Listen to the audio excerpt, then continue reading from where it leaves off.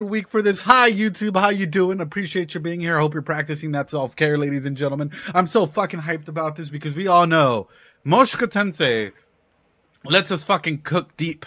Let's us simmer. I try and become fucking Gordon Ramsay here, man. I try and go in there and fucking cook. So with that, drop some fucking Doritos. Let's show YouTube that they should come in here and join us on Sundays. Show that love and support, even if it's to lurk. Ladies and gentlemen, in case you're new here, in case you're new to for YouTube and you're randomly stumbled on in here. Number one, hi, my name is Ed. I'm a psychologist. I tend to go ahead and psychoanalyze pretty much anything from anime, video games, VTubers, 101 other aspects out there, ladies and gentlemen. And I didn't say VTubers because there are some special videos coming out on the channel soon. I'm not going to go further into that. I will just go ahead and leave it there.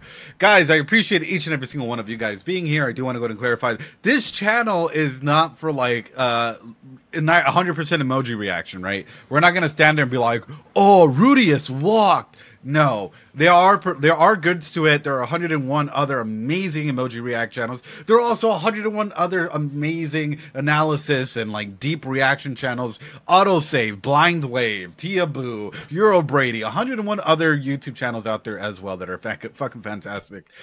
I have a whole different theory and stuff about that, but I do want to go to say, guys, if you're in here for the psychoanalysis of characters, if you really, really want to go ahead and look at things through a psychological point of view, understand the characters through 101 other foundations through this is what this channel is for. Yes, the videos are fucking long, but yes, you will more than likely take away some psychological elements out of it. With that being said, did someone just say Papi? Oh, Callan, thanks so much for gifting a sub to Leah. Appreciate it.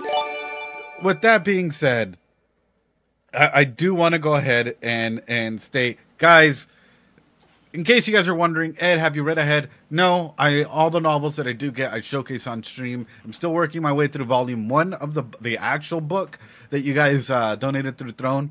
And also, any of the chapters that you've seen that we've read on here live has come from Zictor, amazing community member, or Nick Mayer, who has helped go ahead and shape some of our instances in here. Coffee and the rest of the Mushoku Tensei community in the Discord. Ladies and gentlemen, I want to show nothing but love and support to all of you guys for being here tonight. Thank you guys so much for keeping Mushoku Tensei alive and for literally putting in the safe rails and keeping the Discord as clean as possible and everything.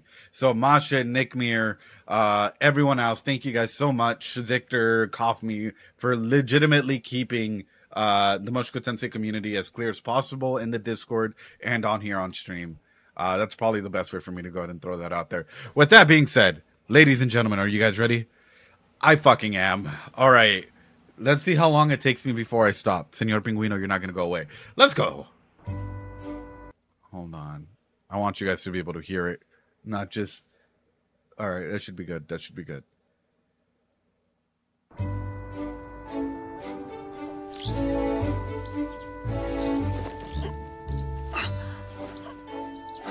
Not even 1 second in. No.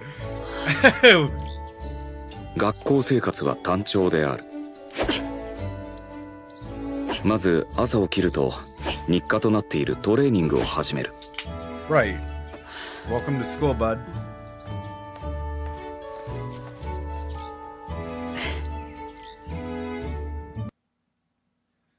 Okay. I do want to go ahead and talk about this because almost immediately this first scene highlights something I feel a lot of people... Well, Beanluck, hello, guys. Give a shout out to Beanluck mods, please. Another amazing creator, another amazing everything, guys. Show them some love and support. I do want to go ahead and highlight this, right? Number one, his whole aspect of going through a routine. Let's talk about this a little bit. Let's talk about legitimately what a routine does for you and how that transforms through everything for you. I'll ask you guys this, and I'll start off by asking you on YouTube and here on Twitch this. How many of you guys have a routine for the way that you do things?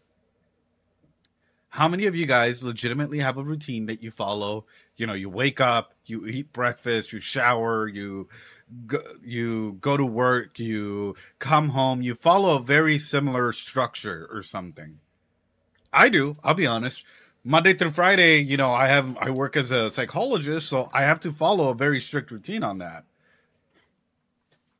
Okay, how many of you remember every single step that you do? And by this, I mean, how many of you compartmentalize every single action that you take? You wake up. Oh my God, I was about to start singing the arcane. Imagine Dragons, like you wake up. But no, like, you know, you literally, legitimately, you wake up. Do you take, like, do you step out with your right foot? Do you, like, groan a little bit? Do you breathe? Like, what do you do first? What is the step-by-step play? When you brush your teeth, what do you do? When you're breathing, how do you breathe? For example, are you breathing automatically right now? Or are you breathing manually? Are you taking in deep breaths that completely fulfill you and make you satisfy you? Or is it just in and out, in and out? And this is why I'm throwing it out there, because for Rudy, on a perspective like this, no, please, I do all of, yeah, because we've internalized it. We've noticed that this is something that we do. And psychologically speaking, this is a part of like routine, normal autopilot disassociation, right? And doing the automatic breathing thing. Oh no. Oh no. Thank you for following, by the way. I appreciate all the follows, guys. You guys are amazing.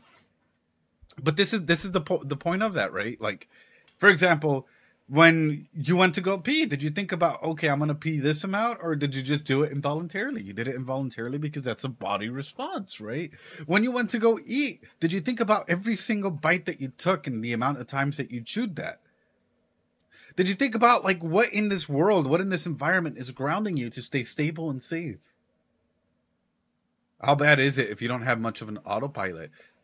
Ilyana, it could be very, very rough on you.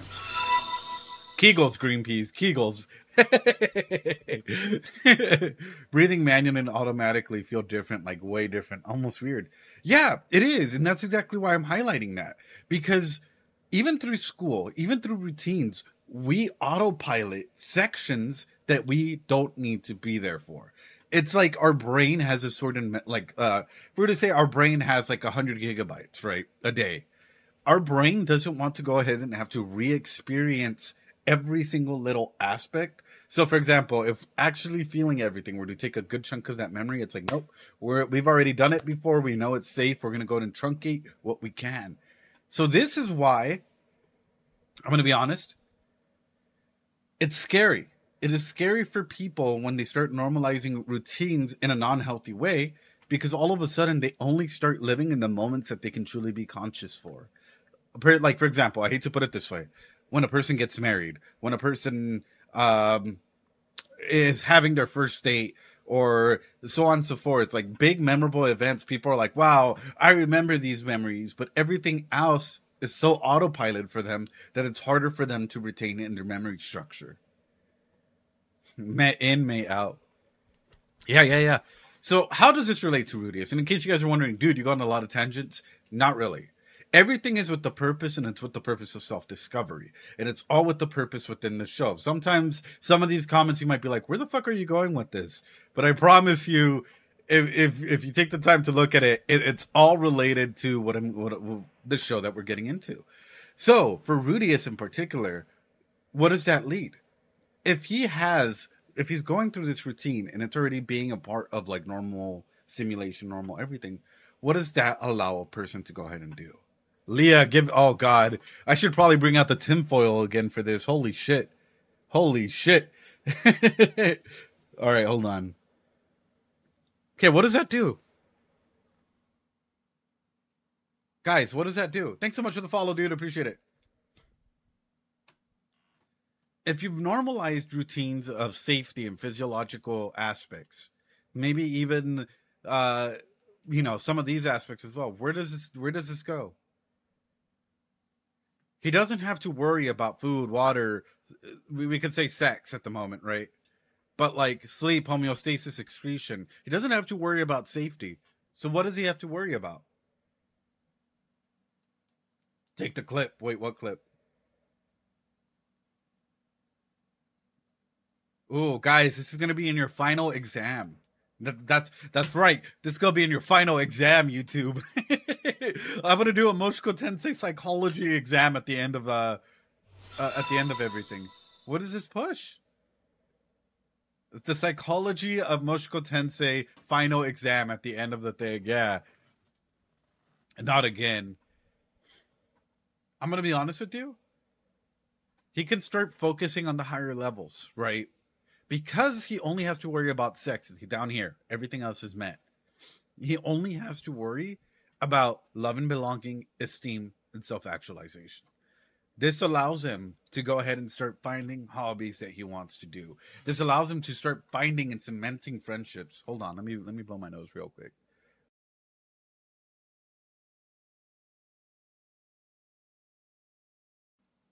It's a lot of fucking dirt and shit in the air tonight.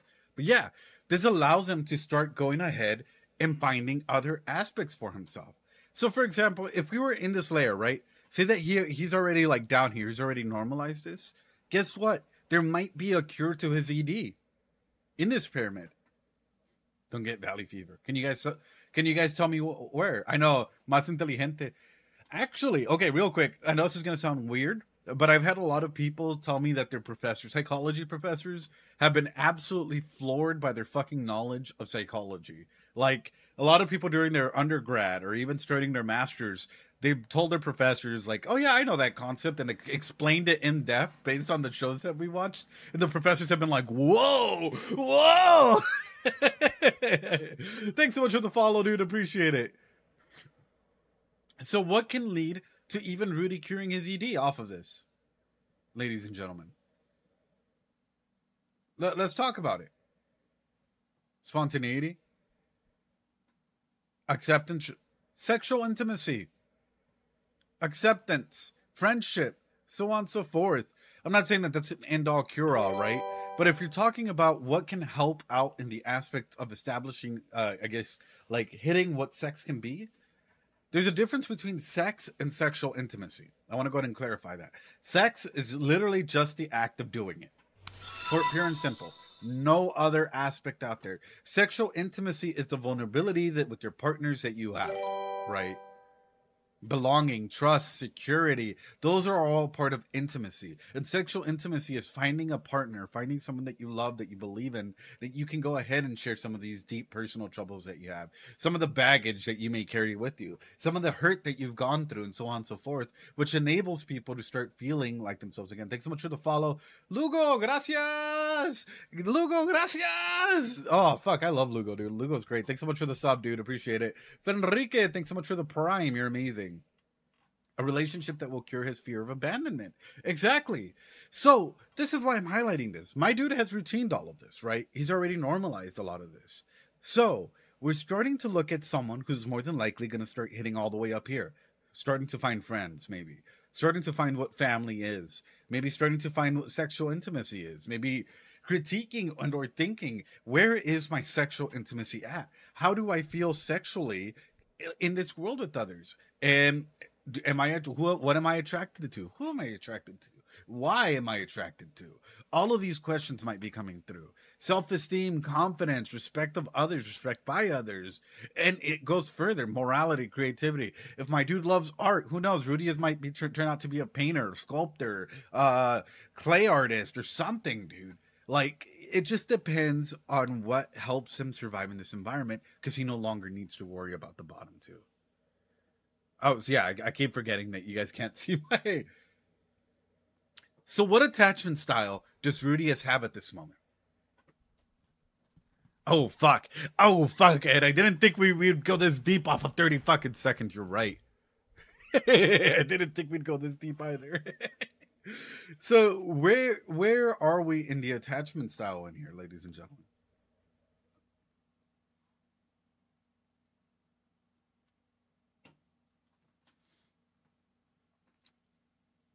Anxious?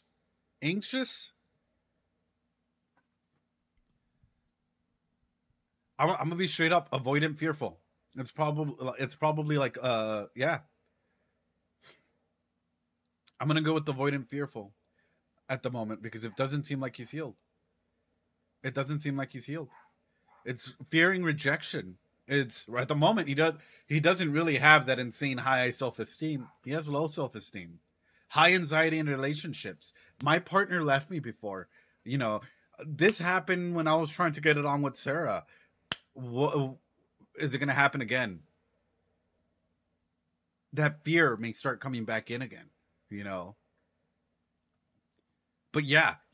So it's important to go ahead and look at this, right? And understand why maybe, yeah. And it's important to understand why maybe he is trying to go ahead and like, people were talking about face blindness. Like, oh, if I saw my friend from 20 years ago or 10 years ago, 5 years ago, I would be able to recognize him. Here's the thing. If you're already in the avoidance section of attachments in general, avoidant, fearful, you have trauma brain, which puts on a fog over you. You have a fear of quite literally being able to go ahead and like attach yourself completely to others, as we saw at the very beginning of the season. How does that affect your ability to fully be cognizant of who you are, where you are, what you're doing? It affects everything. So it would be hard to go ahead and recognize people. I take off my glasses and I'm like, where are you? I can't fucking see shit. And this is me without trauma brain. Now imagine me with trauma brain. I wouldn't be able to like recognize anyone or anything because I'm so focused in the pain, what I'm going through, what I'm trying to go ahead and like achieve or do, that anything else is just a moving picture. It's all part of the autonomy of the world, right? So this is exactly why it's your brain on trauma. Well, I mean, I'm gonna put it straight up, right? They're like, and this is me just being very honest about it. There seems to be some people out there who also have trauma brain, and not just on like this series, but specifically on trying to go ahead and like downplay it. They're like downplay this series, downplay like Rudius's growth or their turning points or whatever, and they're trying to find any fucking reason out there, and like they come up with like the tiniest thing because they're so trauma brain that like that's the only thing they can focus on. They're like, oh, Rudy's a pedo.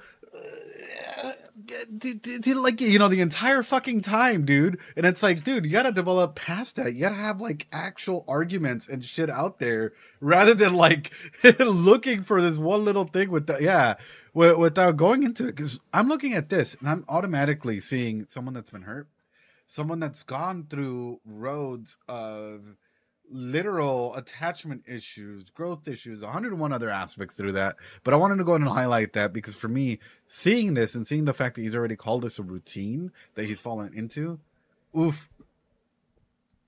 I have seen against MT is that pedo stuff and nothing else. Yeah, Vedhan. Yeah, exactly. People love to reduce the series to that point, which is interesting, and I do find that interesting. Okay. Let me back it up just a little bit, guys, because we for some reason we went a little too hard. For some reason we went a little too hard. I also do want to state this. You know why I love Mushoku Tensei? I know I've stated 101 other reasons out there. You want to know why I love Mushoku Tensei? Because it's not safe.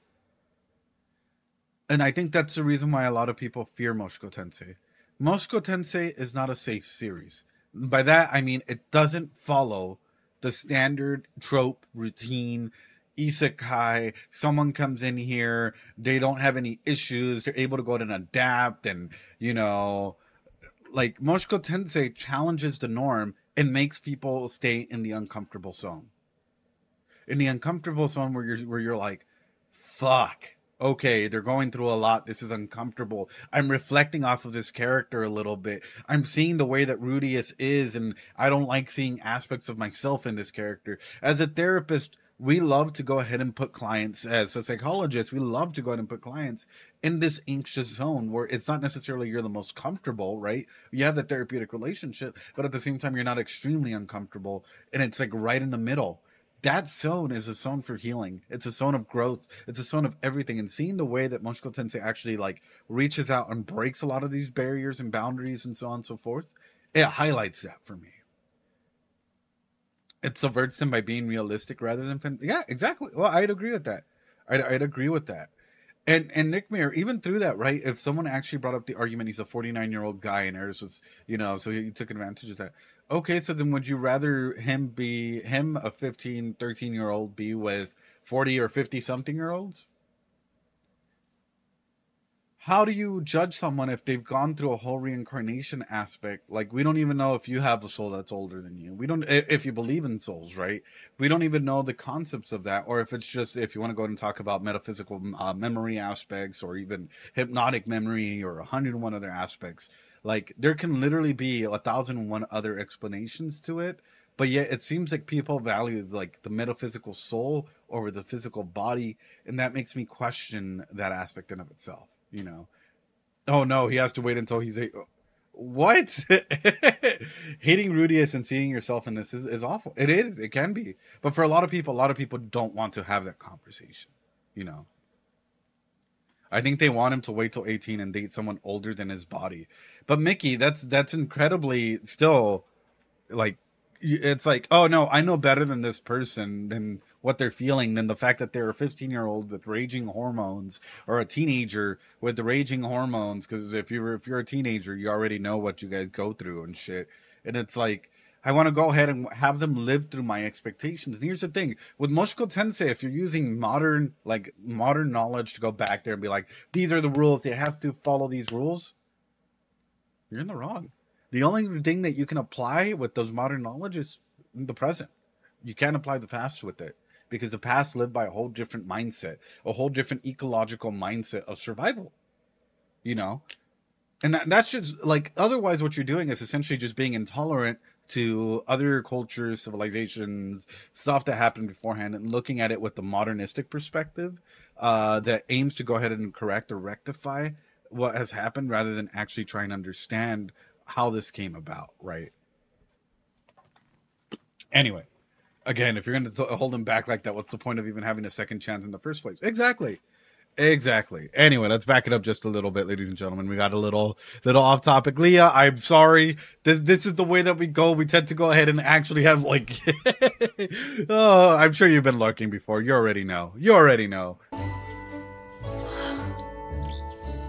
学校生活は単調である。まず朝起きると日課となっているトレーニングを始める。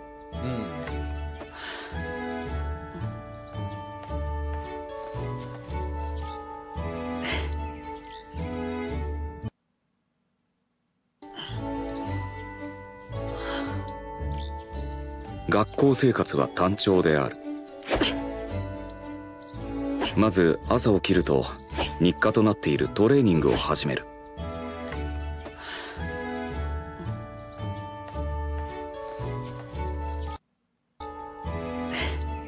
Interesting. Okay. So the reason why I backed it up is because for me this is highlighting something. This highlights the aspect that, like, even in his monotonous training, he is on the lookout for Fitz. Because that's clearly Sophie or Fitz running around, yeah? So even if he's working out there, seeing Fitz run around and be active, what does this establish for him? What a great guy. Look at him. He's up here early in the morning training. Wow. Oof. You know, what a bro. He's just like me. Like, he really cares about his morning routine. Rudy? Rudy? He's just like me, for real. Oh, you got Brozone. Beanie, no shades. Fit senpai. But no, like, and this is something that I love to talk about. I love to go and highlight through this, which is, has Sylphie gone through trauma? Has Sylphie gone through some sort of trauma? Yeah. Every character that's been displaced, like, would probably have PTSD. Not gonna lie to you. Yeah. Fitz, specifically, you have to talk about rupture and repair process. Rupture and repair process of not having your parents around. Rupture and repair process of losing Rudy. Rupture and repair process, like, quite literally, of all the different attachments that were ripped away from her the moment that the displacement incident happened. And then you have, quite literally, an adjustment issue. She was literally flung out and had to go ahead and adjust to the world with Ariel and the other dude. You know, so all of a sudden she has to adjust into that environment. Then you have social trauma. Being in an environment where people question you, don't like you, high stakes environment consistently. And a lot. Yeah, having to give up your identity and live a different life. Like, that's a lot that she's had to work through as well, you know. And then it didn't show it, but I wouldn't even be surprised if there was a form of sexual trauma or something to do with nobility, unless she protected herself or something along those ways, right? Trauma from fending off assassins. Ariel not going to no, but like that's sort of what I'm highlighting through that is when it comes to Callan. That's what I was like. Sexual healing. Why do I have a feeling that Ariel would peg me? Like, I have a feeling that Ariel is a bit kinky. Never mind. I'm gonna shut the fuck up. I shouldn't be going into this. Oh, she would. Ariel would definitely do that because she. I feel like I just said something offhand and chat's like, "You sure about that?" Oh God, fuck you guys. 実質に戻ってきた後は魔術の訓練を少々。ザノバが人形作りを教えてくれとうるさいので、リハビリも兼ねてのことだ。ただ、あまりはかどっていない。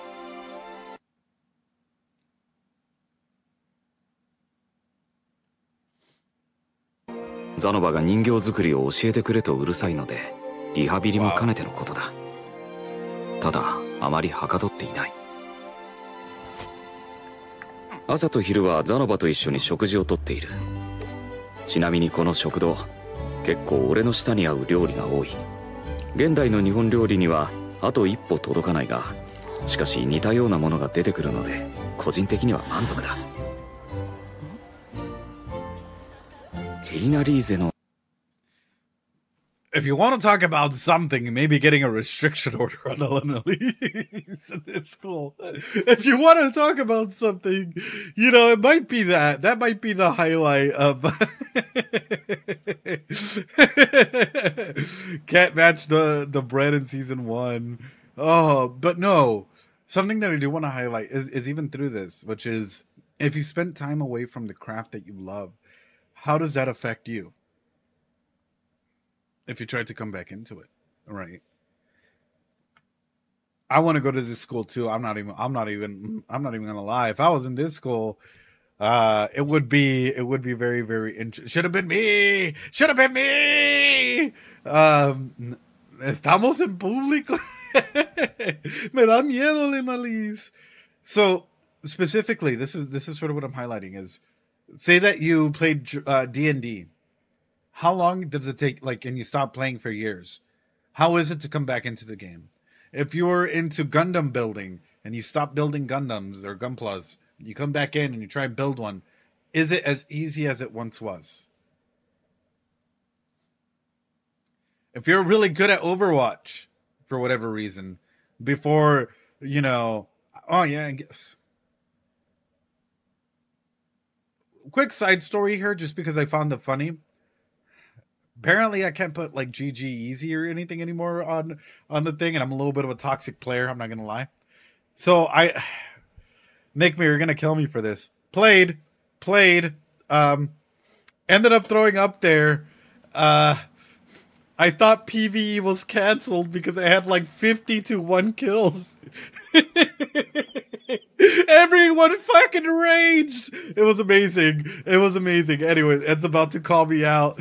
No. Specifically what I'm talking about is, like, if you spend a long time quite literally playing, like, a game, becoming a proficient at it. That's so mean. It was, I know. But I was just fed up with my team and the other team at that point because no one was doing anything except for me.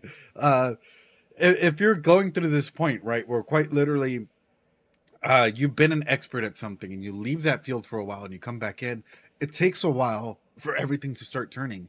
And then the question of legacy comes through.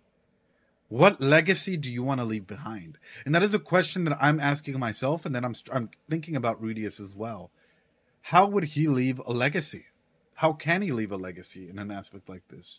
How can he grow and modernize his approaches and be able to go ahead and, like, understand the impact that he has on others, or the impact of his own magic, or so on and so forth? And this goes further than just sculpt making, right? Anyway. あれの方は昼は大学、夜は町の方でしっぽりやっているそうだ。昼も夜も活動するとはタフなやつだ。午後には中魔術と進撃魔術、結界魔術の基礎についての授業を受ける。昔結界についてロキシーに教えてもらっていたが、当時の俺は分かった気になって多少聞き流していた部分がある。なので最初から聞くというのは勉強になる。授業がない時間は図書館で転移のことについて調べを進める。いろいろと文献を漁って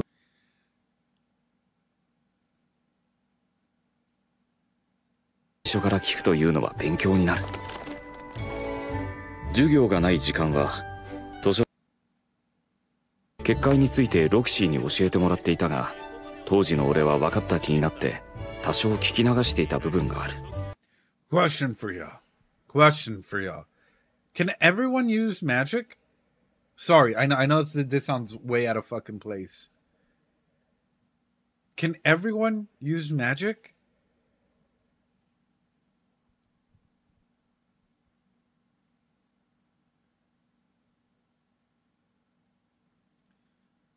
Does everyone have mana? How about that?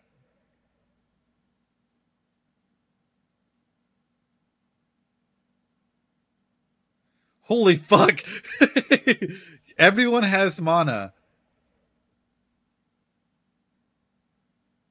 Yes, okay.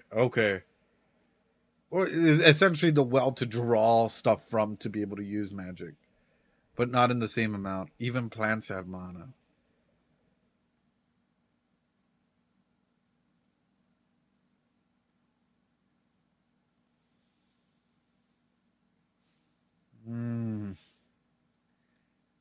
Because I'm trying to think about, conceptualize a mana pool better, like, because it's like, yeah, when you go back and you look at the fundamentals and you start learning and growing in aspects like this, but it makes me wonder, right? Like, if people have different mana pools, but you're saying almost everyone, let's leave it at that. Am I asking the right questions, essentially? Am I asking the right questions, chat? Fuck. So what I'm conceptualizing, and this is why I got to this, right, which is like educational basics, and this is something that completely slipped my mind, which is it came down to the very beginning. This is something I should probably ask in season 1, which is, does everyone have mana? And does everyone have the ability to use that mana? And if so, what distinguishes people, like, say that there's individuals out here in this world that can't versus people that can in a world like this? And say that there was like a whole society or people that can't use it versus people that can. What is the difference? What allows people to go ahead and use it? But if you're saying everyone has it, that's interesting. It's because also, guys, nothing but love and support for SB, guys. He had his surgery. He came out fine, but he's been going through recovery. Nothing but love and support, please, for my man. Yeah, he's had one heck of a week, ladies and gentlemen. One heck of a week. なので、最初から聞くというのは勉強になる。授業がない時間は、図書館で転移のことについて調べを進める。いろいろと文献を漁ってはいるものの、転移術というもの自体が禁術として指定されているせいか、あまり詳しいことは載っていない。フィッツ先輩が教えてくれた転移の迷宮探索記が一番詳しく載っているかもしれない。一日の生活サイクルができ、最近は余裕も出始めた。しかし、夜の暴れん坊将軍は、町火消しの恵みの居候なままで、回復の兆しはない。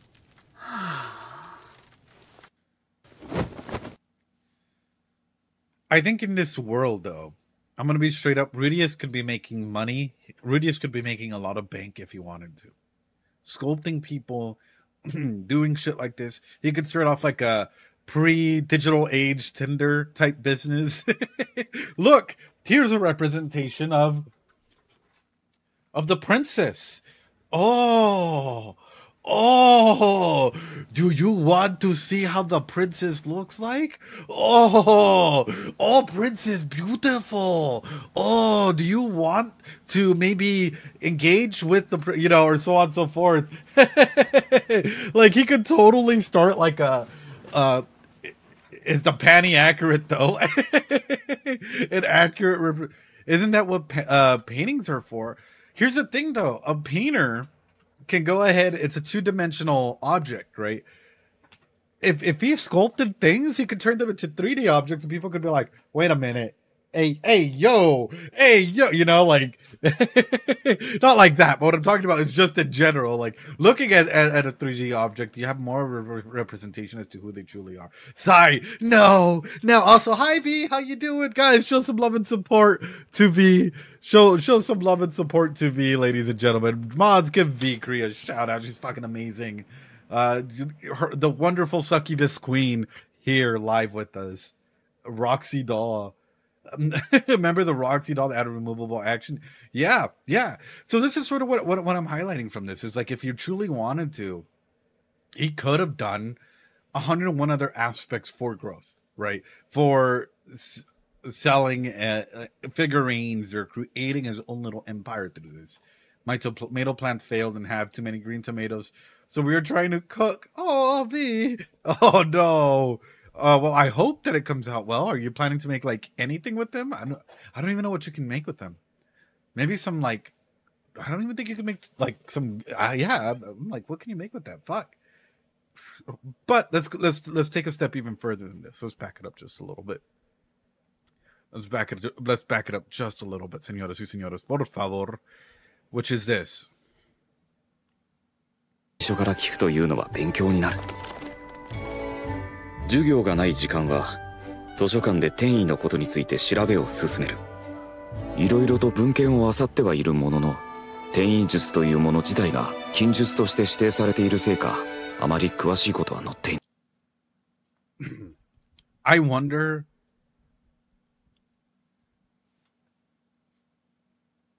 Is the Gray Rat family kind of gifted? I know it sounds fucking weird, right? But I'm sort of wondering when, like, is it Aisha? Yeah, when Aisha and Norn grow and say Rudius gets older, how are their interactions going to be? Because I'm looking at Rudius gain all of this knowledge. Like, how are all of them gonna? They're gifted with Riz. Like, how are they all gonna be? Also, it also sounds really fucking delicious right now. How are they all gonna interact with one another if they grow or when they grow older? And even through that, my next line of questioning is, I hear my doggo. Like, how is this gonna evolve in the dynamics present? Because right now we're focused in on Rudius's teenage years. Say he grows, he spends years here, he goes back to his family. How does that change the power dynamics? How are the power dynamics shifted? They're well bred. Well, and even through that, I'm gonna be straight up with you guys. I'm wondering if a parataxic distortion is going to be formed. You know? I'm wondering if a parataxic distortion is going to be formed in between the way that the sisters look at Rudius. Like, you know, it's this individual. You can't be here. You can't do this. You can't do that. Rudius is here. And then even past that, how is Rudius going to feel when, like, they start growing into their teenage years or adult years? If he's like a full-on adult and they start dating. You're asking the right questions. Sorry, my mind flips into this aspect where it's like, I'm sort of wondering, because we already have this dynamic present here of a family dynamic. We're so focused into the microsystem of Rudius. In case you guys are wondering, Ed, what the fuck are you doing? A good psychologist is always thinking about this shit, dude. A good psychologist is always thinking about this, right? We're always thinking about, like, you know, the individual and then, like, you know, family, and we keep extending to exosystem, macrosystem. We go out and we go in. We go out and we go in. And this is sort of where it comes in about, which is specifically that I hear mating. Hey, yo, V, what are you talking? So that's sort of a big aspect that I'm throwing in there, which is how is Rudy going to react to all of that? Because right now we're seeing a Rudy, like, you know, we're so focused in on Rudy and his microcosm and everything that's happening to him that we forget that the entire world outside is still chugging along. Norn hates Rudy for the reason of beating up. 50 with that. I'm oof, oof, oof. And they were both young when the events happened. I'm gonna be honest with you. If Norn conceptualizes Rudy beating up her dad as a traumatic moment in her life, if I was Rudius, say that I was in Rudius's shoes or whatever. Where's my red flag? I need to go get a red flag. I would need to go get a red flag. I'll be honest. I would start. I would probably get Norn in services. You know, I would probably go ahead and be like, you need to go get therapy. Why? Because trauma at a very, very young age, especially when it comes to male role models or aspects like that, can go ahead and as people start growing up, cause, I wouldn't even say a dysfunction, but more an appropriation of like people shooting for extremities in relationships, whether that's you know, oh, I don't want someone that resembles the person that like did this to me, my brother, my whatever, right? I want someone that looks like, I don't know, someone that treats me the way dad did. You know, this is where the whole, and not necessarily like the concept of daddy issues, because we're not going into Freud or that sort of psychoanalysis, but quite literally the standardization of what trauma does to an individual. I need an analyse. Oh wait, hold on, guys. Hold on. Hold on, ladies and gentlemen. I got an important message here. I got an important message. Hold on. Oh. Let's go. Woo! Yeah, that's what I've been waiting for. That's what I've been talking about. Woo! Nothing but A's here, my friend. Woo! I'll call Geese for a therapy session. I mean, you can. But I fear.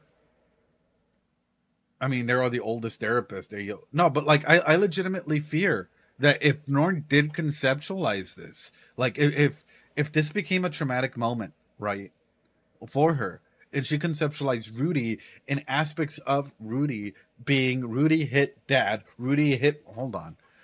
Well, I love the fact that we're going into Norn, but at the same time, I feel like this needs to be explored. Otherwise, I'm just going to fucking lose it. I apologize in advance, guys. Rudy hit dad. We're conceptualizing this. Fuck it. And I'm sorry. I'm actually not sorry. We're conceptualizing this. Rudy hit dad. Dad is my security and safe zone. Rudy is bad. Think like little kid thing, right? This is now a Norn episode. What does that do? Aspects of Rudy are bad. Rudy is this, therefore bad. It might be, that might cause some trouble or issues between two different pedestal works or parataxic distortions, where one might necessarily love him, the other one hates him, and the truth is right in the middle, right? Where one puts him up top, the other one puts him down in the bottom. How can you go ahead and strike a chord in a situation like this? And all of a sudden that starts divulging into aspects of, what does it mean to truly love? Does it mean to truly like, and especially as Norn grows older, individuals that represent something that may be a safe zone for her, either individuals that like establish safety for her, if there's any other trauma that comes in the future, who the fuck knows, people that establish a safety for her, people that may resemble fucking Paul, I guess, not fucking Paul, but like Paul in general, like a dad figure, or an individual that's there for her and is able to take care of her. Or what will Norn go for, or Aisha go for in that matter? Is Aisha gonna go for someone like that, or someone that's like Rudius? Or is Aisha literally just gonna be like, no one can ever meet Rudius and his expectations as to how he saved me, because Rudius has a bit of a savior complex in that, right? Because Rudius is able to go and step on in there and save them in that regard. You mean someone who resembles daddy? You don't really want to know. No, I'm talking to myself in this aspect, because you have two different individuals who have two different parataxic distortions, and because these two people have two different parataxic distortions, all of a sudden you have people that are shooting for wildly different things, right? So this is why attachment is important. This is why attachment is necessary. Now I'm kind of curious where the fuck this is gonna go. Hold on, y'all brought this up, dude, and now I'm thinking about like the extend, like, you know, not just Rudius, but the Gray Rat family altogether. You are asking the right question. No. Wait, does it actually explore this? Like, Doesn't Mushoku Tensei get to this point? Like, does it extend to like, whoa.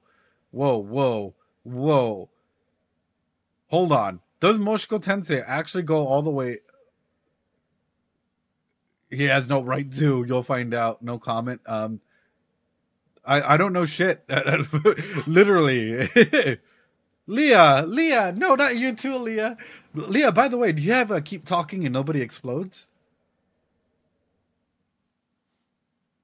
There were 26 volumes. Oh shit. That's a lot of volumes. Here's a question for you, Ed. Yes? Oh, bro, we gotta play. Okay, we gotta play sometime. Hell yeah. Yeah, go. What's up? What's your question? Watch and find out. Woo! You're doing slow down. This is just me being fucking hyped about this. You're gonna spoil chat. Mods and Eds. Warn Ed before it's too late. Okay. It is explored how Rudy could change her perspective. If it's explored how Rudy could change her perception for him, good or bad. Here's the thing. And this is why I love this show, because it's bringing out genuine discussions about this, right? Which is, if this is explored, let's talk about it for 1 second. And say that it is addressed. Is the damage already done? Let's talk about this. Hold on. Is the damage already done? How old was... Let's go with Norn first, because we were talking about it. When Rudy stepped in here? Like, when that whole incident where Rudy beating up Paul? How old was Norn?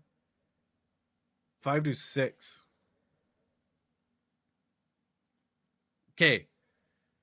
Immediately. Almost immediately. Hold on, let me take a drink. I'm fucking thirsty. This is Erickson's developmental theory. Beautiful fucking theory. Love talking about it. Anyway, when was it when the displacement incident happened?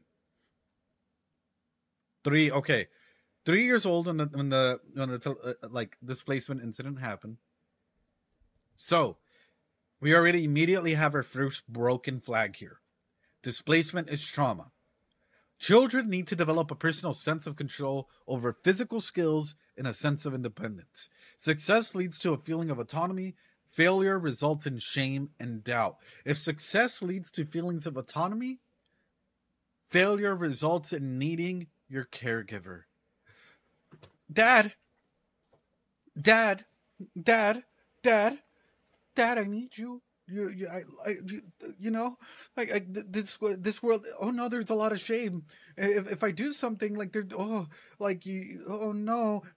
Dad, I need you. Okay, there you go. So that's what you have is like, you know, granted, Paul was the only one that could be there, or mom. It could be dad or mom. Paul was the only one that could be there for her during that time. But that's where you can go ahead and say that attachment and that like figure of like a parataxic distortion was formed because of that. There's a strict line in that.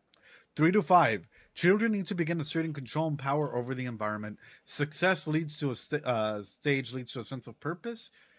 Children who try to exert too much power experience disapproval, resulting in a sense of guilt. Major trauma happened in that. Initiative versus guilt. You have 2 major events that happen. 2 major developmental milestones that have been X'd by trauma. People experiencing trauma in that event. Here's the thing. Maslow's hierarchy of needs and Erickson's developmental theory can be separate from one another. You can have everything met in Maslow's hierarchy of needs and then have a traumatic event, one traumatic event, small traumatic event that like shatters that aspect of Erickson's psychological needs, right? By the way, if you're back from the ads, drop a Dorito and also sub if you guys don't want to avoid all the ads and whatnot. We're about to go into a break anyway. The Ziggler, thanks so much for the follow. Appreciate it. So, there's already shatters in this. Looking past this, what is this important event? Exploration is one of the big milestones that is met here. Is hit. What is safe for her? Even if say that school and all of these other aspects, these are events that take a long time to heal from. So more than likely, I would expect like an individual like this to start shooting for something that she's familiar with, something or someone that she's familiar with, that she can feel that sense of safety and security from, because these important events have been shattered.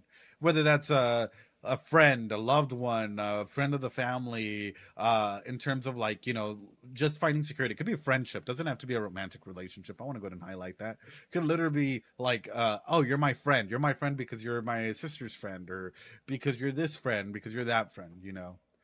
Security, security, security. And this is why it's important to go ahead and highlight all of this shit. Anyway. いない。フィッツ先輩が教えてくれた転移の迷宮探索機が一番詳しく載っているかもしれない。一日の生活サイクルができ、最近は余裕も出始めた。しかし、夜の暴れん坊将軍は、町火消しの恵みの居候なままで回復の兆しはない。Oh, his Shogun of the Night. No signs of recovery. Oh, my friend. My friend.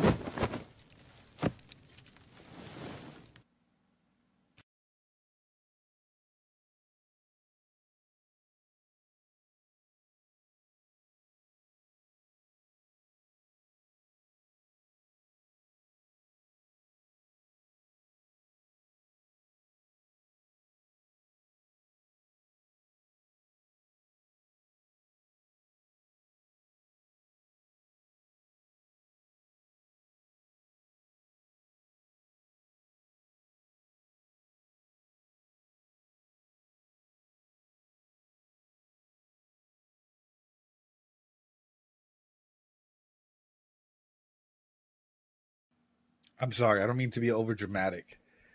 Sorry, on mobile. Oh, there you go. New friends, but also, I'm cooking something. Hold on, let me cook. I'm gonna have to go ahead and mute it just for a second here.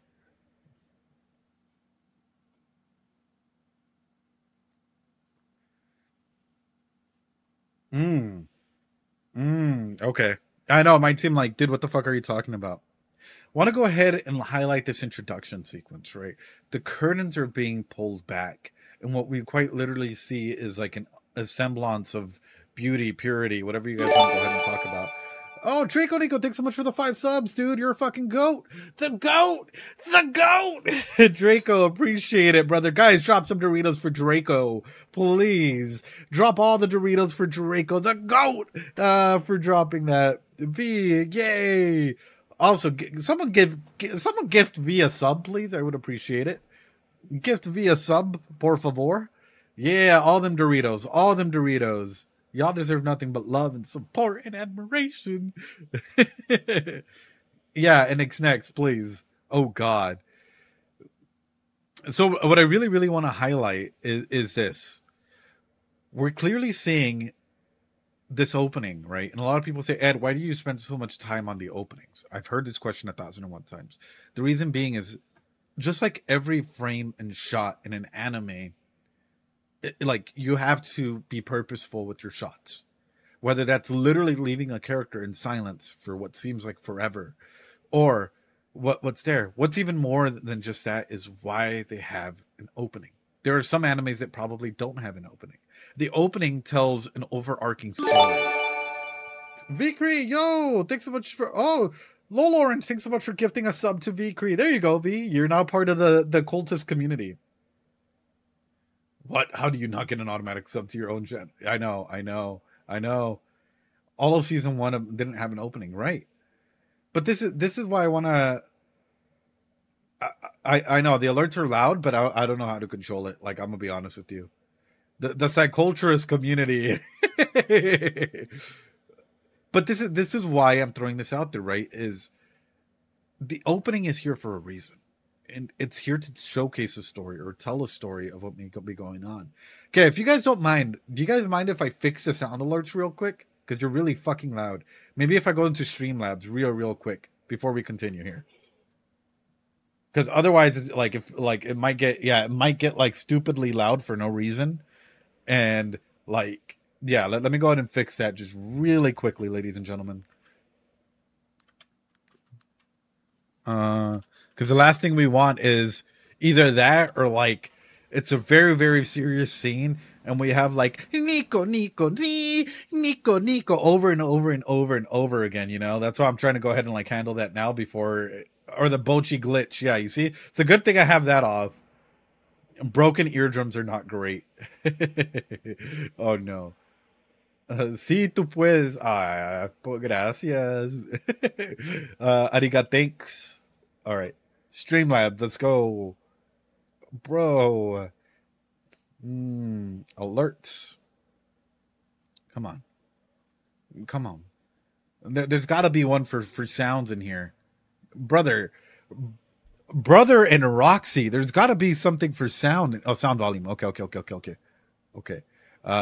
Here we go. Sound volume. We're bringing that shit down. Sub volume. We're bringing that shit down. I love y'all. Don't get me wrong. I really, really love y'all. I appreciate the living heck out of each and every single one of you guys. But otherwise, it's going to get like really, really distracting throughout the show. So let's go ahead and just bring that down a little bit. There's still going to be a little bit of a sound, but it's not going to be like 50% loud. I'm bringing it down to at least 10. All right, here we go. All right, here's a little test. Was that loud? Turn down for what? Oh, fuck, that one's loud. All right, let's try that one more time. Not really? Yeah, that one was loud as fuck. All right, hold on. That one's not that loud? That one's not that loud? Why is this one like, let me yell at your face? Holy crap. All right, well, we're switching this. No. Streamlabs. No. I just want something short. Streamlabs. There you go. Fuck it, we're using that. There we go. Oh, good. Oh, my God. They really want to make sure that you can hear it. I know, Leah. I know. Thanks so much for the subs, Blade Dragon, Ryan. Appreciate y'all. Y'all are fucking fantastic. All right, let's get back into it. Sorry about that, YouTube. It happens. Sometimes you need to fix shit on the fly. This is what live streaming's about, you know? You're able to go and do shit. Thanks so much for the subs, guys. I really, really appreciate it. Also do want to state this, guys. Recently been going through some family stuff. Had a family incident happen yesterday. This is my grandma's birthday party, and a lot of stuff, you know, was going on. But nonetheless, guys, if you guys want to go ahead and donate to me in any way, shape, or form, I do have a coffee. That's the link towards it. And I do have a throne where I'm trying to get better equipment, better stuff consistently. And it's all out there, ladies and gentlemen. So let me go on and you guys can check it out at any point in time. Anyway, with that being said, let's jump back into what I was saying here, which is it opens up by the room literally like curtains being pulled. And for me, it's like it might be a symbolism to trying to go ahead and see again, right? Because oftentimes when we're so trauma filled, what do? We cover up, right? Sometimes we put on these blinders that do not allow us to see the environment and the world around us. Sometimes we put on, like, say that I was like in a relationship with Blade or Leah or Lol Orange or Spiffy, and like I'm really, really into them. What do we do? What do we do? Sometimes we put on blinders. Hold on.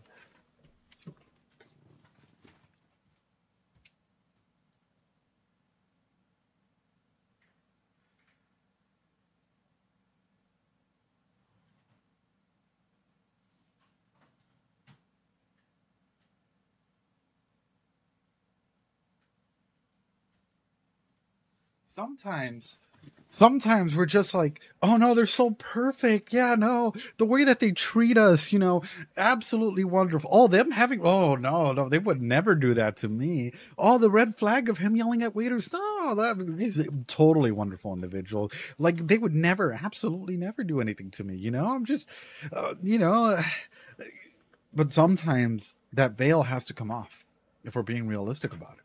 Sometimes blindfold tag. I know, blindfold react to Mushoku Tensei.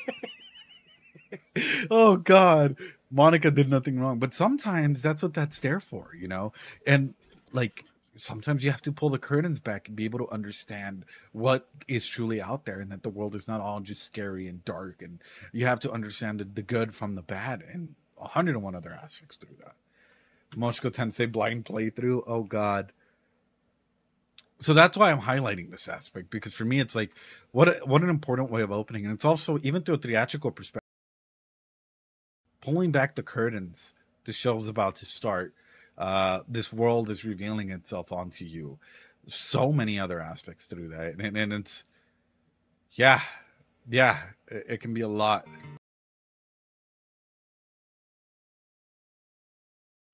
I do have a question for y'all, and I hope, like, color theory wise, I just want to be correct.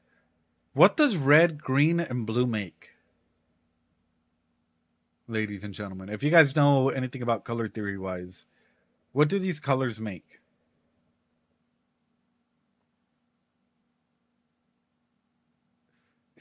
Rudy's a pro gamer. He has to go for red, blue, and green.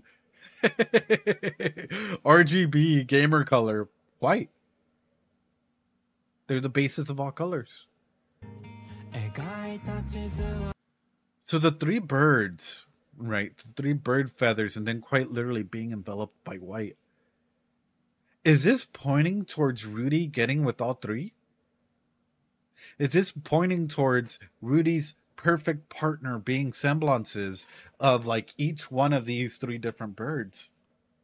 You know, if we're talking about Eris, if we're talking about Sophie, if we're talking about Roxy, quite literally symbolizing that the individual, right, this beautiful girl that's like laying in this bed is all white, right? Is this a symbolization of an aspect like this, where it's like aspects of each one fulfill him in a way that like nobody else truly can? And the green one that turns white. Yeah, and then the green one that turns white. Doesn't seem like a harem story. It might not be. It can be falling in love. And I'm not saying like he's going to fall in love with like, you know, all three of them or whatever. But it could quite literally just be like, it can be as well. Isn't this like world not like monotheistic? Or not monotheistic. Like like in terms of like just falling in love with one person. Why monogamous? There we go. I was like, why is my word like failing me today? Yeah, monogamous. But like specifically what I'm talking about is like, let's look at Paul. So maybe he can fall in love with multiple people. Depends on the religion. Yeah, I was about to say, doesn't Paul have 2 wives, guys? But through that, he might also be referencing towards falling in love with aspects of their personality, right? The same way that I'll put it this way. For Leah, are you still in here? I'll ask you this. You can go into it as much, or V if you're still in here as well. I'll ask you guys this.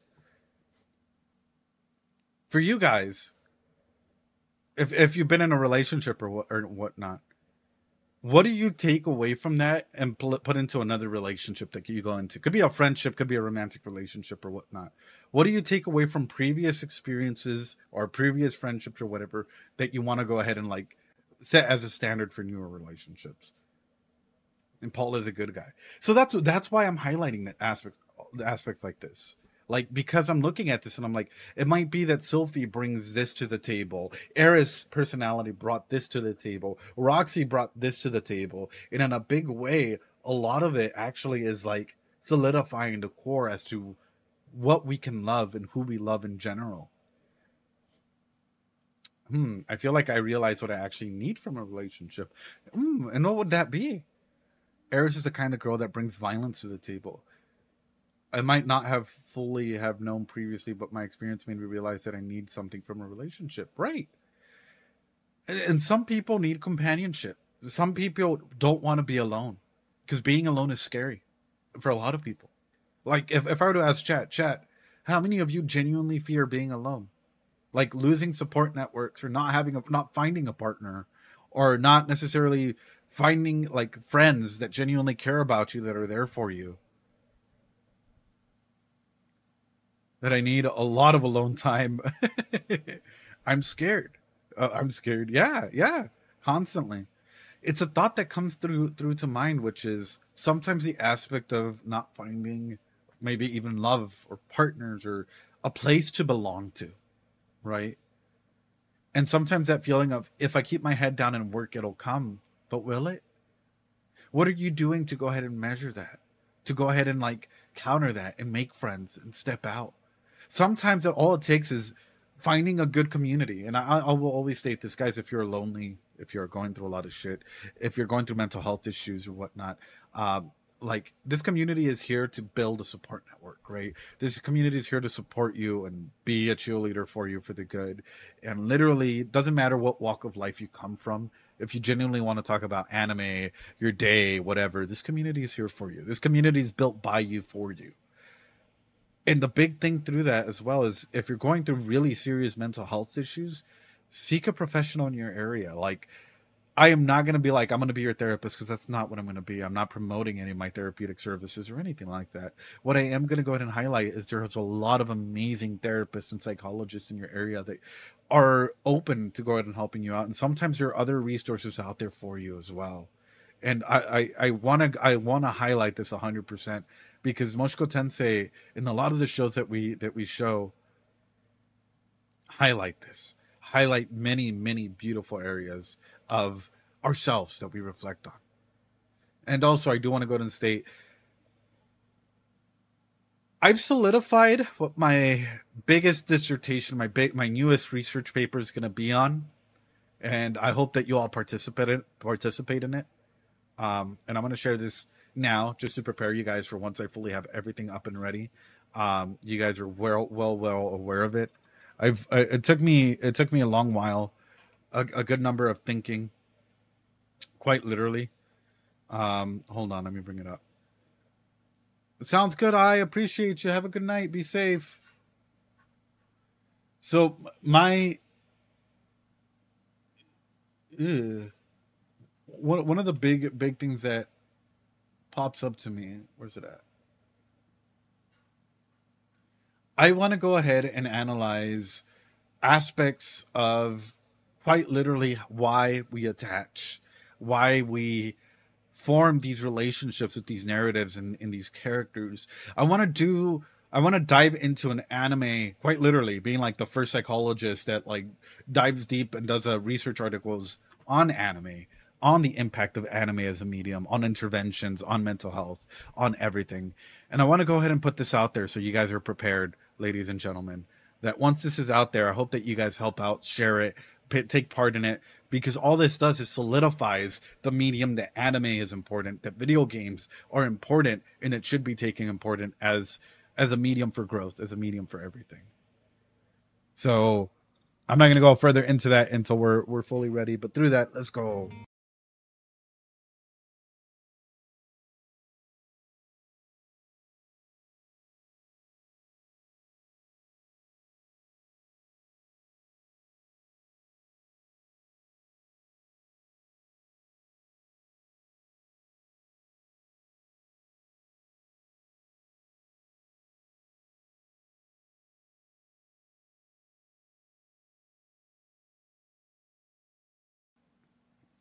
This is like this opening just gives me fucking chills. I gotta bring this up. Yeah.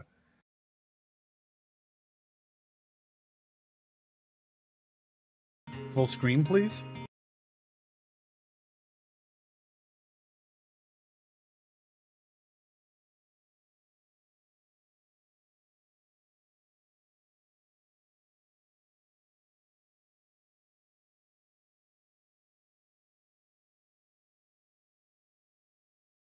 I find it beautiful that, like, in an aspect, you know,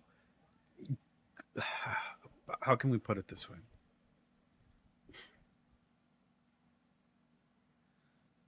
People love to highlight sex as a moral thing, right? This MV is like it's beautiful.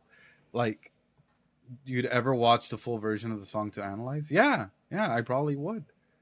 But I do want to go ahead and highlight this. So is people love to go ahead and put like sex as either positive or negative, or put them in these weird things, but sex is great.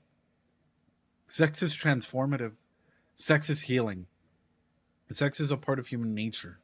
Some people literally just do it to get their frustrations out. Some people do it to feel connection. Some people do it to feel some sort of intimacy. Sex doesn't always have to be, you know, a lot of people just think immediately it has to be penetrative. It does not. There's 101 other aspects for sex in general.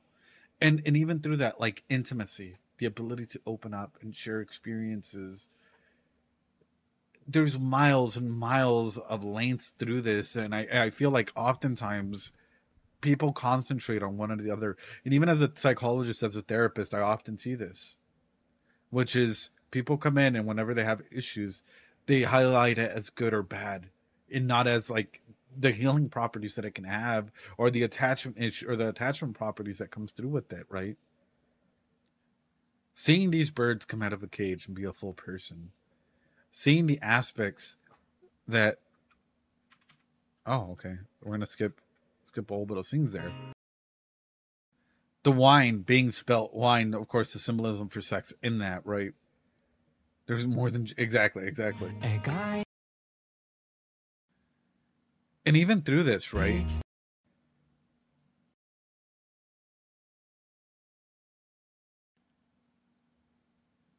I love the fact that this is like the books and everything being highlighted here.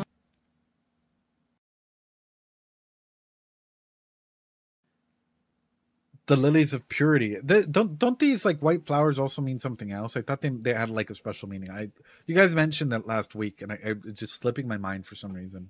Doesn't it mean like purity and sex or something? Yeah, fertility. There you go. Why sex is at the bottom of math. It is.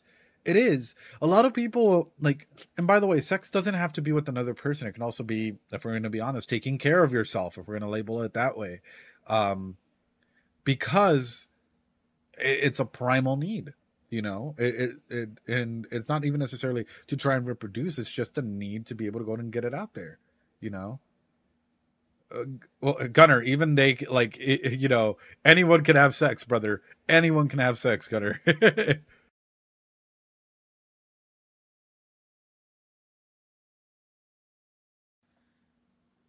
This aspect of holding another person's hand, right? Which is, and I'll highlight this, right? Some of the most intimate connections that we can make are physical. And I know I've talked about this before. But sometimes, especially if you've thought you found the person or a person that fulfills that to you and they left, what do you strive for? What does that do to you? If you thought you found security, if you thought you found home and love and, you know, all of these wondrous things and they leave you, and good or bad, like, you know, whatever that may have been has left. What are you searching for? And even for Rudius, if we're going to highlight this, it turns red, which is like searching for aspects of Eris in a relationship, but you'll never find that. Every person's different.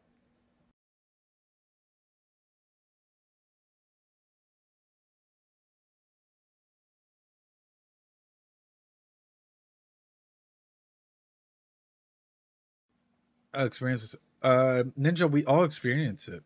If you're talking about asexuality, even people who are asexual, being asexual does not mean that you don't like sex, or that it just means that you like don't experience it, or you don't want to go out and like, you know, you're not as into sex as everyone else, right?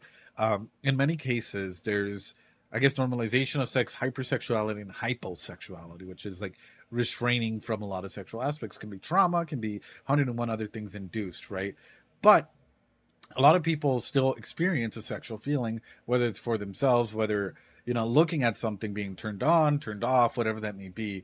Like, sexual feelings are still there. Now, going through with it, that's a different question, right?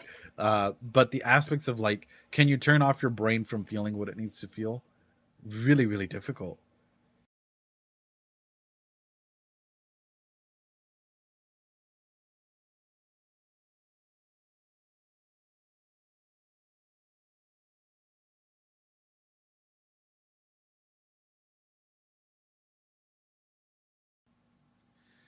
What's interesting is, like, all of these roads, right? They all lead to the university. It's a spectrum from having active interest in sex to being totally replaced by it. Right, which again would turn into hyposexuality, right? At that point, which is, if you are going through instances like that, the question then becomes why? Not so much like just like if you're completely repulsed, you can't think about it because you're scared by it without like a normal context, right? The question starts becoming why? Why do you feel this way? Where does it come from? Aldenar, appreciate you being here, man. All leads lead to, yeah. But it's still Roxy that's leading the way. and him being faceless into the aspect of when it comes in.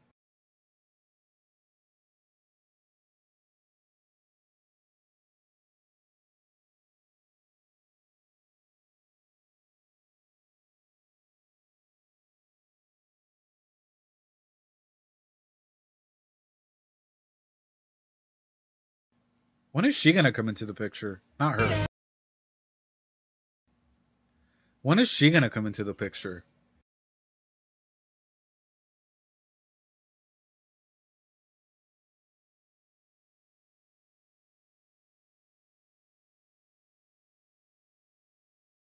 I'm backing it up. There's a lot to talk about.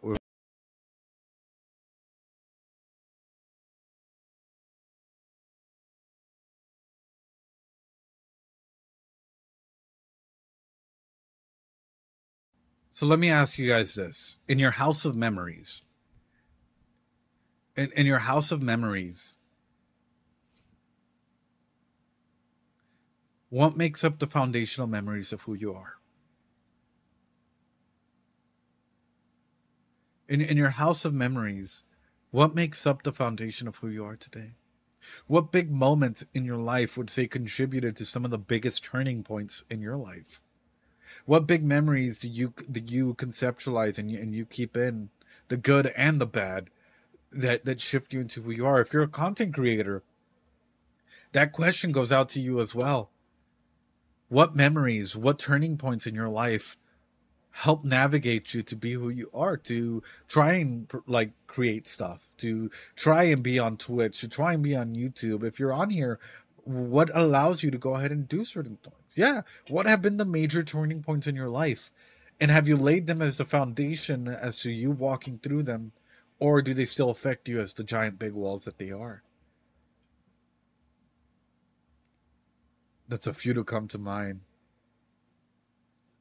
I ask this because a lot of people are always, they're always moving forward without taking the time to sit, ground themselves, and think about things. Without actually, like, I'll ask you this. When was the last time that you literally had a day, an opportunity to sit down and think about the journey that you've had so far? Without thinking ahead, we're not thinking ahead, reflecting on the journey that you've walked through in life so far. Reflecting on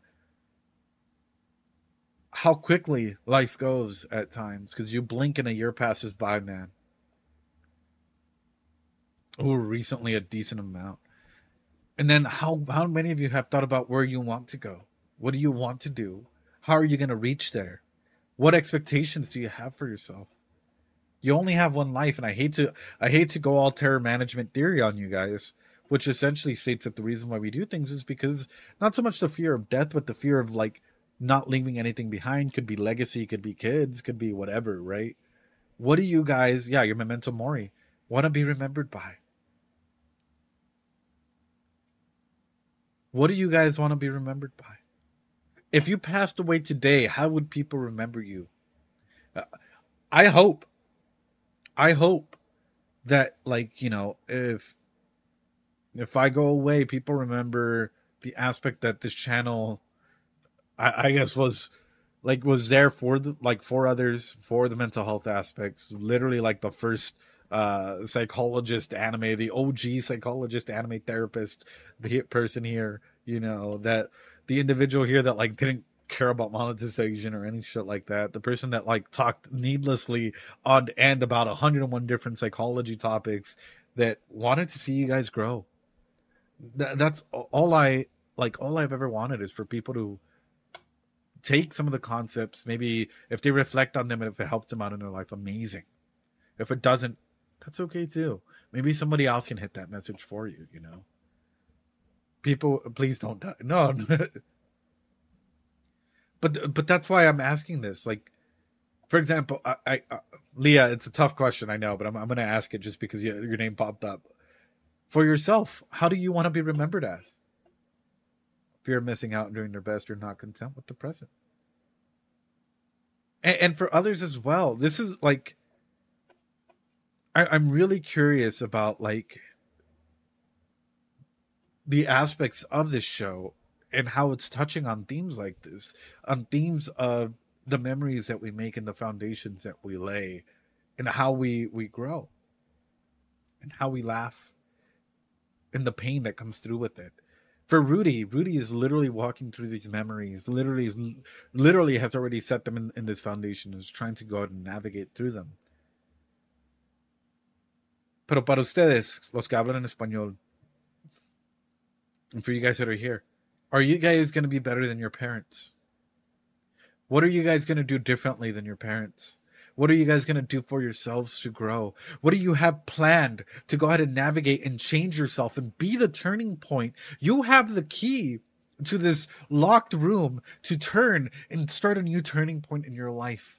Anime is such a great reflection of this. Rudy is such a great reflection of being able to go ahead and open a door in your life and start making a turning point for yourself. What are you doing for yourselves, ladies and gentlemen? Are you guys able to go ahead and open that door for yourself and start a new turning point in your life? If you feel stuck, if you feel like you're struggling right now, if you feel like, you know what, like, I can't see a way out. If you need that support, dude, we're fucking here for you. If you need, you know what, maybe even just like a friend to talk to, we're here for you. If you need, you know what, like, hey, I'm afraid of like making this change. I have to make a change, but I'm fucking terrified. I need a sign. This is your fucking sign.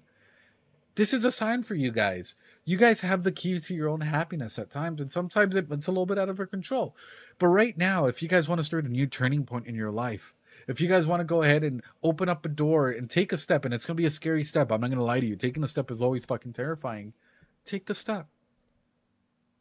Take the step.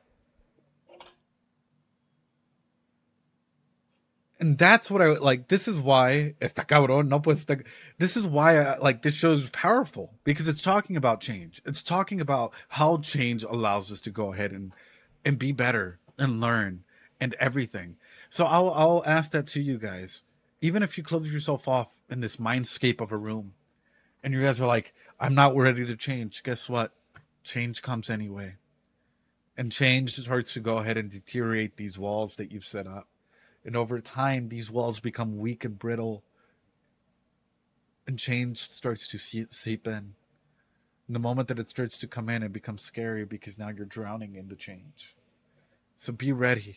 Be open to change. And if you guys want to talk about it, be open to talking about it. Oof. Oof. Also, welcome on in. Appreciate you. Sorry, don't mean to go this hard, guys. Don't mean to go this hard.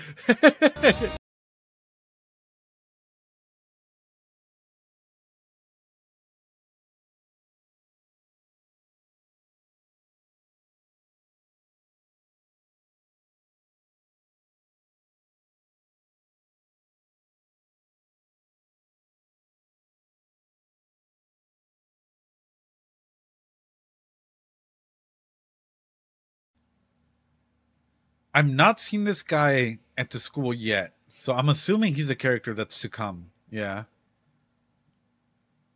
I'm assuming that this is a character that's yet to come. Is probably gonna. It's like a Shakovian gun that they put in here, because it's like we have seen almost every other character in here, so I'm assuming that this guy is more than likely going to be someone that comes into this environment, and there's probably a big change in that shift. Probably in around 3. What? Wahaha.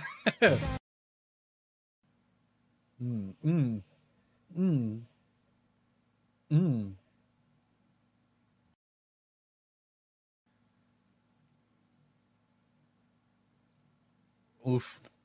I have questions about this. I have a lot of questions about this, because being in a world like this, what does that do? This is probably normalized at this point. Like, seeing the way that the demi-human kids were also being captured and whatnot. Oof. Oof. Like, for those kids, and especially if, like, I guess for any kid, you can fall into an aspect of slavery or whatnot. What would it mean to fall into this? I know well, no, even through that, sociologically speaking, is your environment safe? No.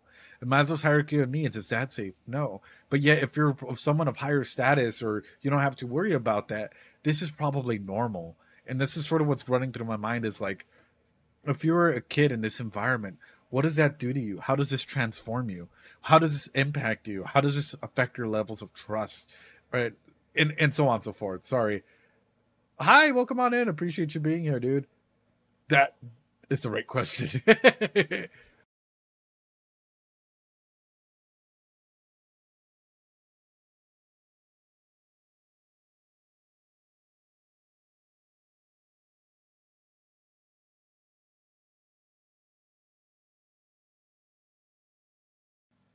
I like that the bird is like watching him and flies away. Like it's just those small steps forward in life where look, it's Twitter. People checking up on you on Twitter. No, but I mean X, my bad. But like realistically speaking, one of the big things that comes to mind through this is and I hate if we're being honest, Eris, right? It's one of the biggest, clearest symbolisms through this, but it's also the impact that like we have through time. You guys might not know it now. You guys might be like, "What the fuck are you talking about?"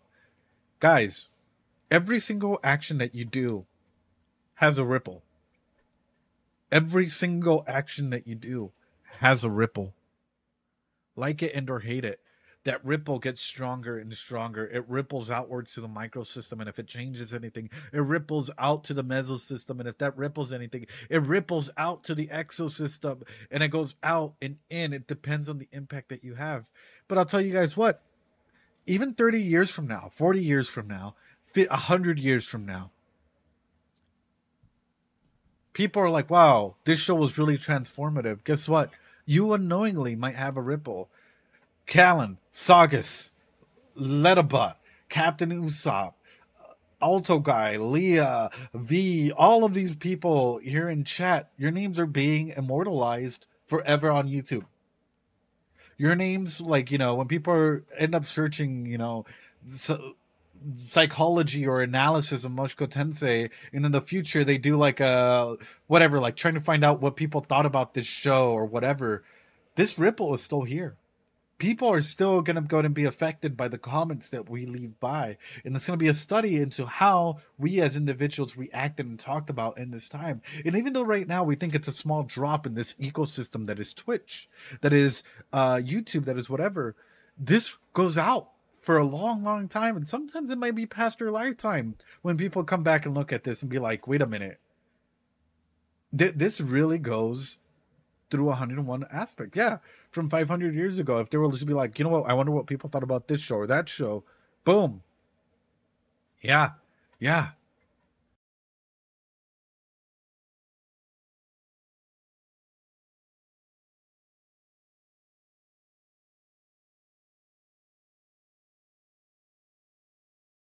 know what I've noticed as well?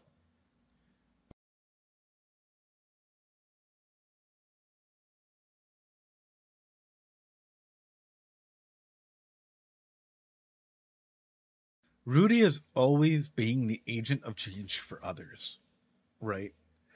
Rudy has always been the type of person that steps in and saves other people. He has burned off the ties that grounds people into the world that they're in, and is able to go in and save them and be that agent of change for others. But who is burning off the strings that keep Rudy tied down? Who has Soldat has tried to help Rudy and has allowed him to gain his confidence and tried to cut that off. Roxy has tried to be there. Roxy helped them truly like start expanding. See, with Hitogami, I feel like he just added more strings into it. I'm not even gonna lie to you. Zenoba being a friend. If we're gonna be honest, you know, Eris with being able to go ahead and like trust and grow and whatnot. How you doing, dude? I appreciate you, first chatter. Paul, in a weird way, yeah. Who else? Selfie, if we're gonna be honest, Selfie has allowed him to start finding what friends is, right? That you can have friendships in this environment. Sarah, people have slowly and surely started. Well, I mean, we know where that went off. Have slowly and surely started to go ahead and push Rudy, but there's been a lot of weight on him. There's been a lot of different strings, and if we're talking about a lot of these people cutting one string, it's a lot. But Rudy has gone ahead and been the biggest agent of change for a lot of these people in of themselves.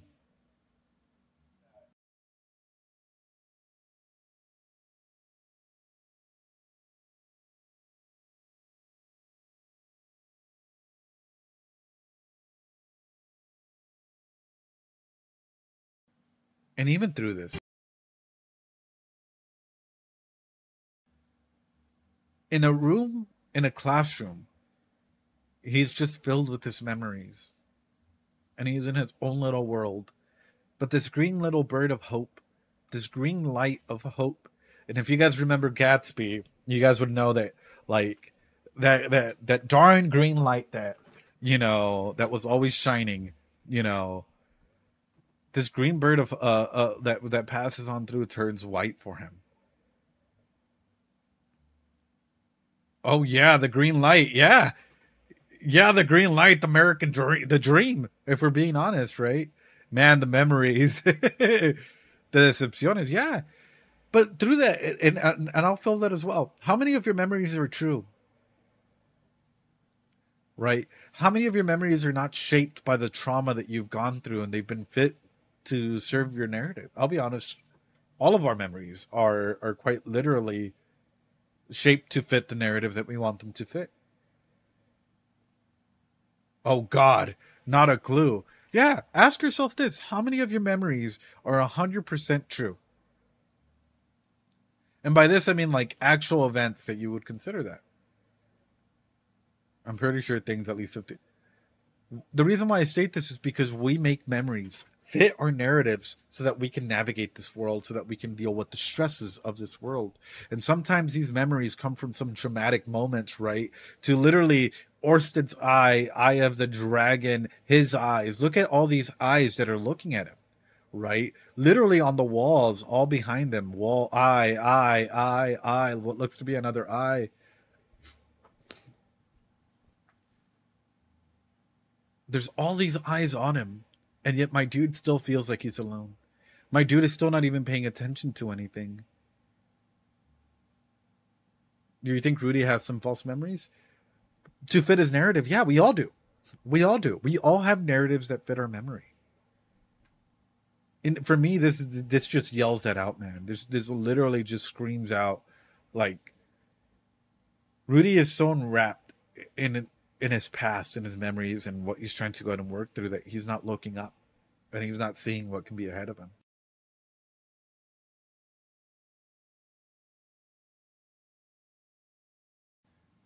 And I love how it comes back in.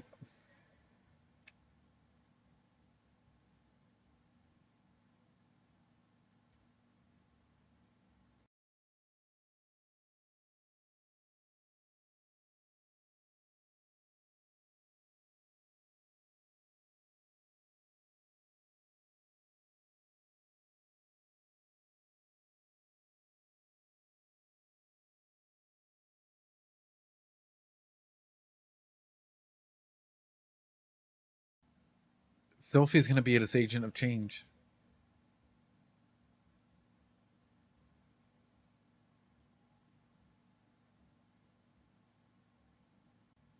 Sophie's going to be his agent of change.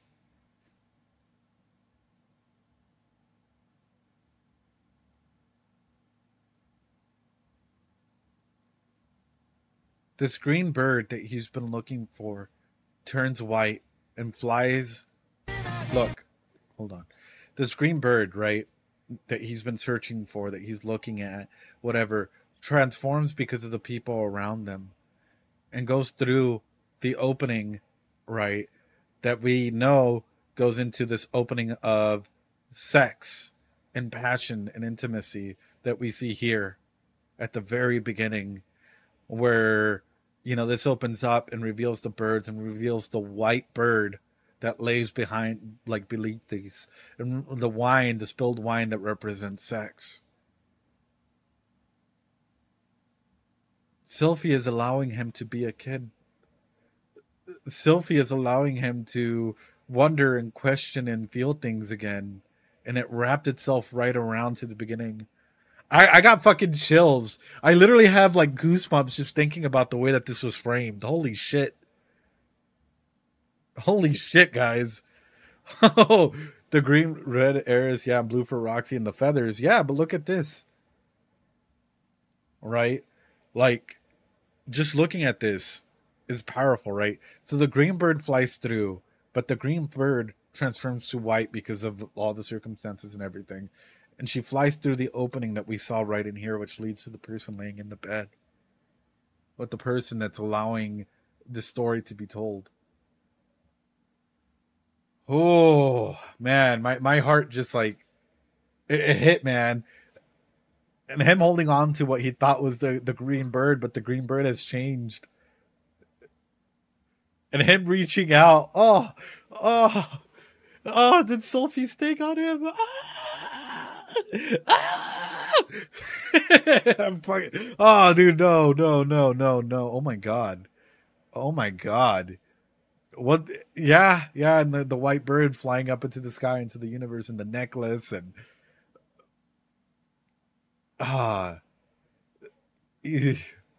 wow. Eddie, si en el corazón de Rudy el lugar donde estaba Sophie está siendo ocupado por Fitz.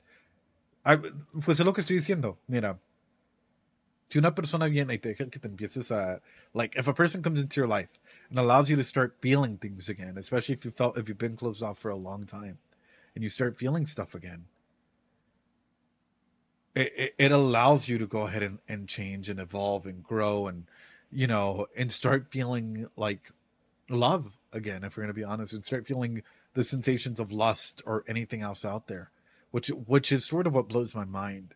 Like this whole aspect of self and identity, and even aspects of who we want to be and who we want to go through, and how change happens through the people that we meet, right? Like, quite literally, change happens because of the people that we meet, the people that we interact with, and how that can even lead to greatness and other aspirations and all of this song, these things. It's just powerful stuff. Like, what an amazing opening here. Well, love is blind. Actually, I doubt that as well. I like, with love being blind, is we all have predispositions for what we like, right? We all have love languages for what we're looking for. So if we're being realistic, what is Rudy looking for? This is called Steinberg's triangle of love, right? Which essentially talks about what we look for in love, in different aspects. What is Rudy looking for? If we're being realistic, is he just looking for passion and commitment? Fatuous love? I don't think so. I think that he's looking for a consummate type of love. I think that he's looking for someone that he can be intimate with. By intimacy, it means like being vulnerable with. Intimacy means by like finding a companion. That's what commitment is as well. Having that passion and that love. We're all like, consummate love is like that all to all, like, concept. It's what everyone tries to strive for. But a lot of people have different types of love altogether.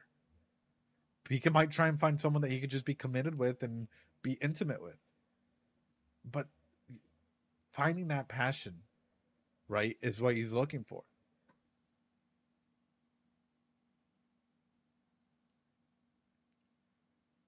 Yeah. His main problem might be his abandonment issue, but that is not his love style, right? His love style is, what is he looking for to be there with him? If we're being honest, what did he have with Eris? Let's talk about that, right? For that 1 second where everything was coming together, what did he thought he was going to have? Probably consummate love. Someone that that he's traveled with, someone that he's been intimate enough to share some aspects with. And then the passion aspect, he was like, yeah, good morning, everyone. Like, he was all excited because he was like, yeah, I found this. And then absolutely heartbroken when it was just, it was just something like that, right? It was just like a one night stand. But even through that, was he hypersexual?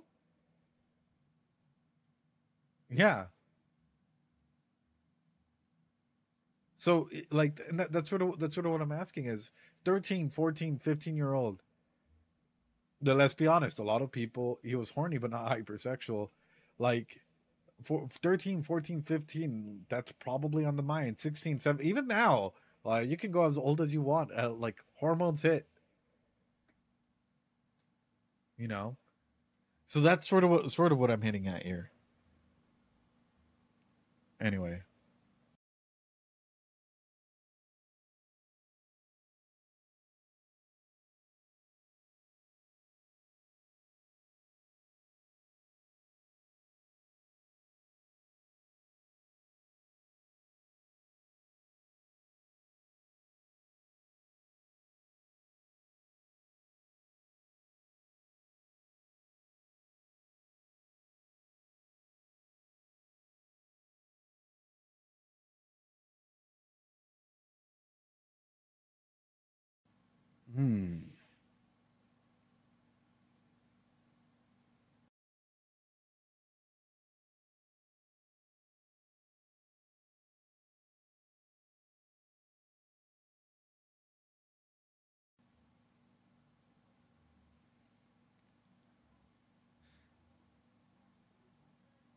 I'm gonna ask this, and I hope it doesn't come off as weird, because it's like he has some memories of like some situations on the windows, but yet he's looking at his hand, right? A lot of people love to classify your hand as the only agent of change, but no, right? It's an agent of change, but it's not the only agent of change. Anything can be an agent of change, but like for him, what he's stepping on and what he's working through makes me wonder. This is gonna sound fucking weird, and I know it's gonna sound fucking weird.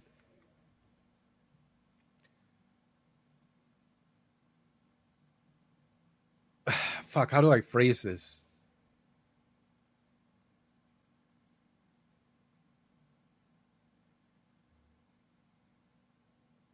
Is this story being told in the here and now, or is this a story that's being told past tense?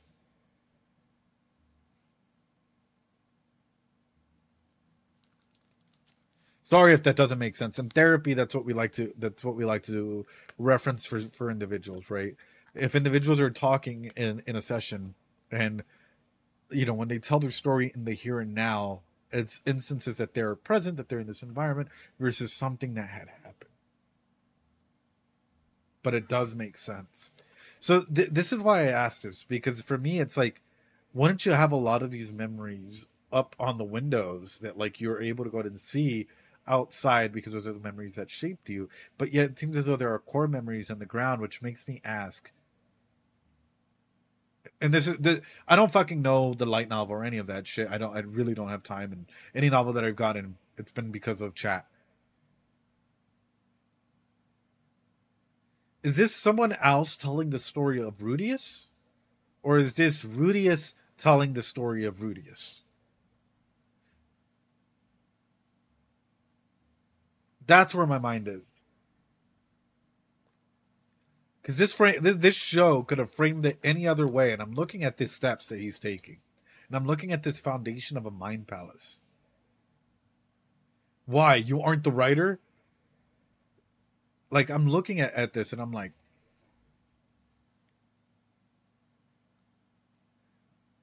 he's stepping on what he deems are core memories. But core memories take a long time before we announce them as core memories to ourselves. Is this a biography or an autobiography? That's a good question. That's a good question. This anime specifically is 100% Rudy's POV.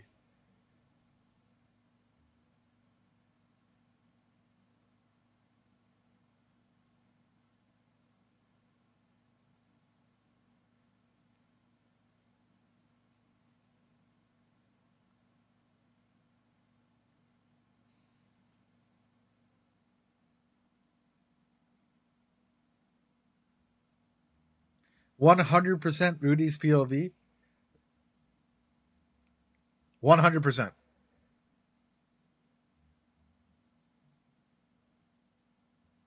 Y contento que lo que... Mostly.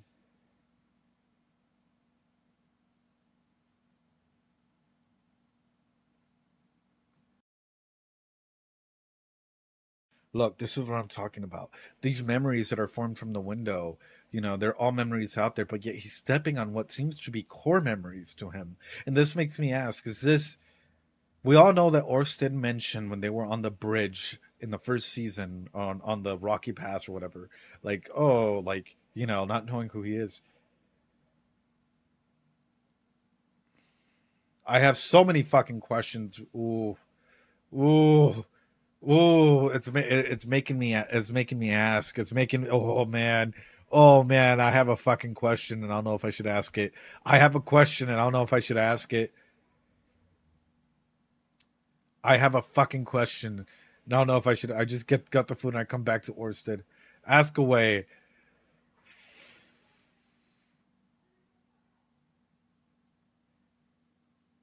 If we know that Orsted clearly knows everything that's going on, which we've talked about, the closed loop theory, Rudy was not supposed to be there, or not supposed to whatnot. Are there two Rudiuses? What is time in Mushoku Tensei? Is this Rudy's first loop or is this his second loop?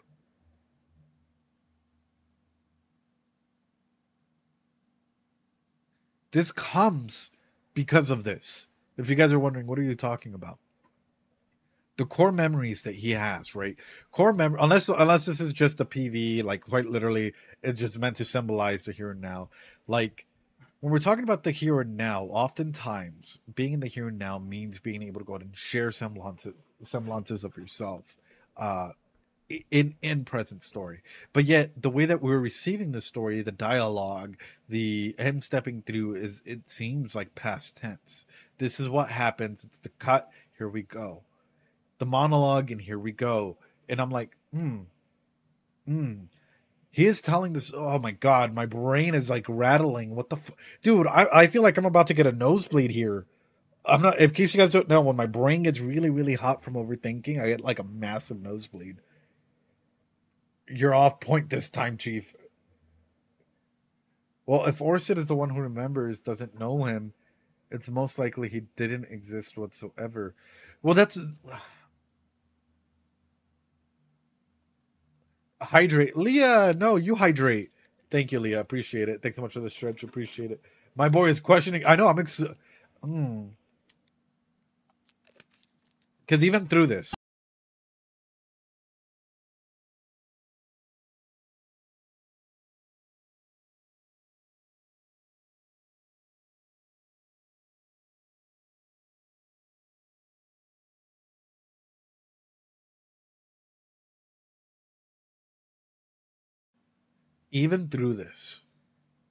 right? All these hall of memories that are looking at him. The blood, first off, from Orsted hitting him. All the eyes and implications that are in here.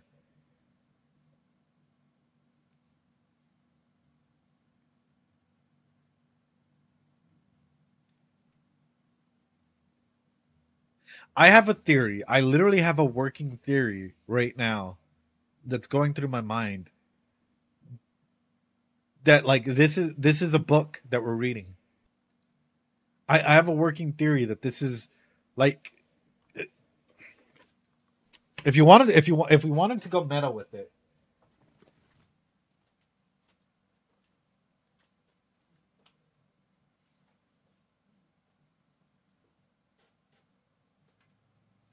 Let's go meta with it. This is a story of Rudius. Yeah.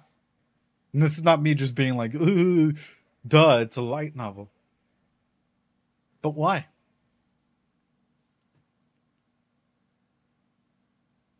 Yes, and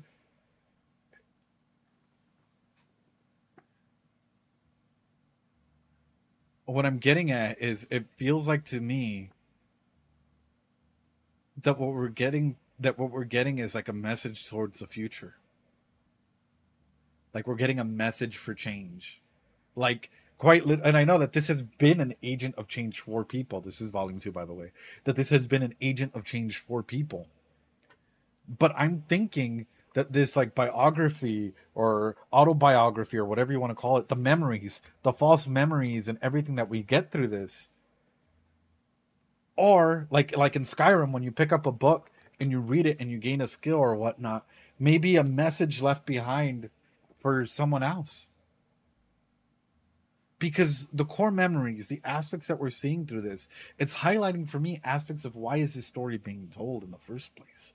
What message does this show, does this novel, does this story want to give out? And that's where everything's going. This might be not just a story for like someone else in this world, but it might literally be a story of change and whatnot for you, the individual that are watching this, right? And so this is where, yeah, this is where my brain is like riveting to. It's riveting towards like, number one, I hope Rudy doesn't die. I hope Rudy doesn't die. Number two, if Rudy does grow up to be someone very, very powerful in this world, I think that this is what this is heading towards. That like, yes, this is an actual story. This is an important story to tell, but this is a story of change, and this is a story of growth, and this is a story of maybe all the troubles and tribulations that this person went to for maybe someone else. Someone that we don't fucking know. Maybe this is the story of an individual that's working through his trauma, through his whatever, for someone else that may need it. Maybe this is the story of an individual who quite literally found like the like silent casting or whatever, and is leaving this for others that may come in the future. I have because usually when we get an anime character that is like, you know, I am taking down gods, and I am gonna go ahead and take down, like, you know, I have all the powers in the world. But yet they don't struggle through much. But yet we're clearly seeing that this isn't a story like that. This is a story of someone who's very, very hurt, who people try and manipulate, who, you know, they've been hurt up and down and whatnot. And this is a person that lives in this world and is struggling. This is not your average typical hero that's been summoned to another world. This is the story of an individual that was reincarnated into this world, that was born as a baby and has troubles and tribulations and has to suffer through good and bad and 101 other things, displacement incidents. But he was not summoned. He was not like every other isekai out there that suddenly woke up and like, oh, wow. There's no, like, you know, like, I am totally here or whatever. It's like, this is a person that, like, has to suffer and has to have been through this world. Just has his memories.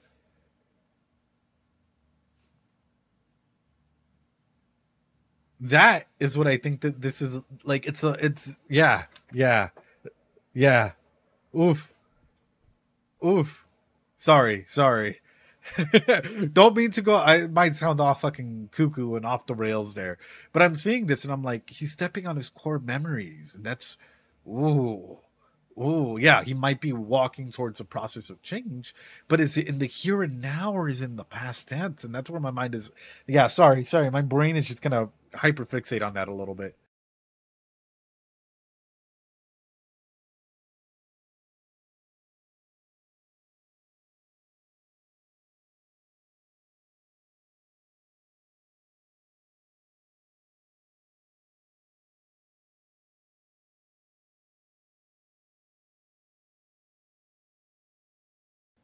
Beautiful stuff. Beautiful stuff. Hold on. Hold on. Hold on. Sorry. Last time, I promise. I promise, last time.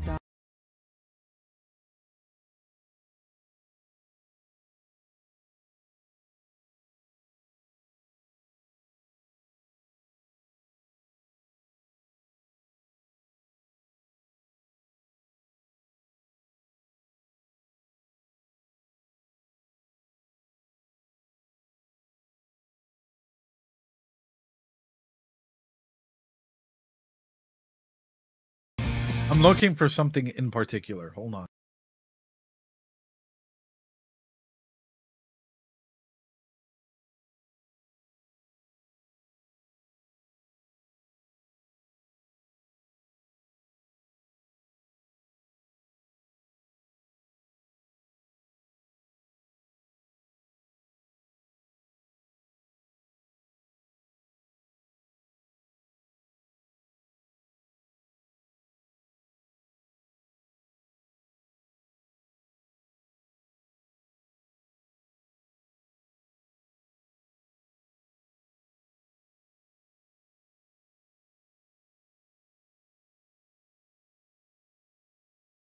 I'm scared.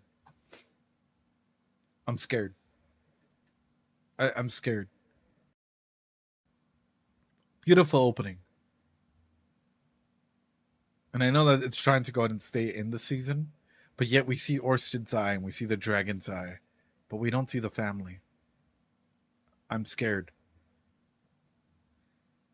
It's honestly a breathtaking opening. Like, I am legitimately frightened. Because it's like, we see Orsted's eye, we see a lot of these things, but we don't see the family. We see symbolisms to Roxy, towards Eris, towards whatnot. I'm hitting a fucking panic button. Because it included so much memories. Sarah, you know, I meant highlighted Nick. I'm not just talking about in the staircase. I meant highlighted. Yeah, that's why it scares me. Is there trauma that's gonna happen or come to the family more so than what's already happening to Seneth? That's where I'm terrified of. I'm terrified that, like, in an aspect like this, right, that we're looking at everything, the eyes, like, so crystal clear here. Hold on. Everything is so crystal clear here. Why would something bad happen? Look, we literally have all these memories that are highlighted crystal clear in the classroom. We have memories that are highlighted crystal clear as he's walking through this.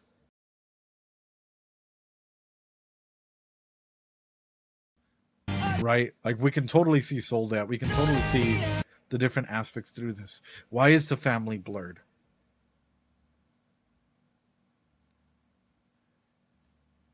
Is something going to happen to one of them? Is this the reason why the man god decided to go ahead and push Rudius to go to this school? My mind is riveting. Hold on. Yeah. My mind is just like, oof. Because it's not season 1. Yeah, but Orsted is there. That's not season 1. You know? and that's why I'm like, ooh. It's highlighting the main elements here, but ooh.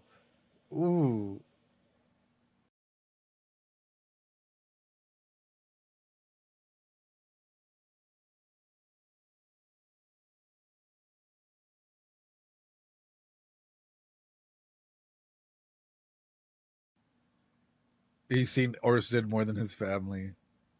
So it does make me wonder, though, because, like, it seems as though this is going to be prevalent things in this season, so more than likely a connection or something through that. But wow, phenomenal fucking opening. That's all I have to say. I think, like, we always tend to go out and find something new to talk about. ルーデス君、隣いいかな。そんな他人行儀な。さあ、温めておきました。冷めないうちにお座りください。Oh, 悪いね。Rudy. なかなかノリのいい人のようだ。調べ物を進んでる？どうでしょうね。その本。You feel like he really gets you? Oh. Yeah. Oh, he really gets you. ああ、実は僕の知り合いもあの転移で行方不明になってね。それは何と言えばいいか。いや、最近になって生きてることは分かったんだ。あ、そうなんですか？うん。でも結局僕は探しには行けなかったわけだしね。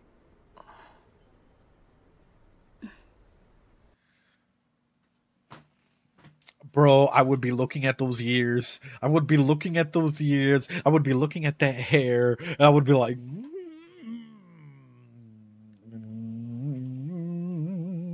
oh, okay, thanks. それで、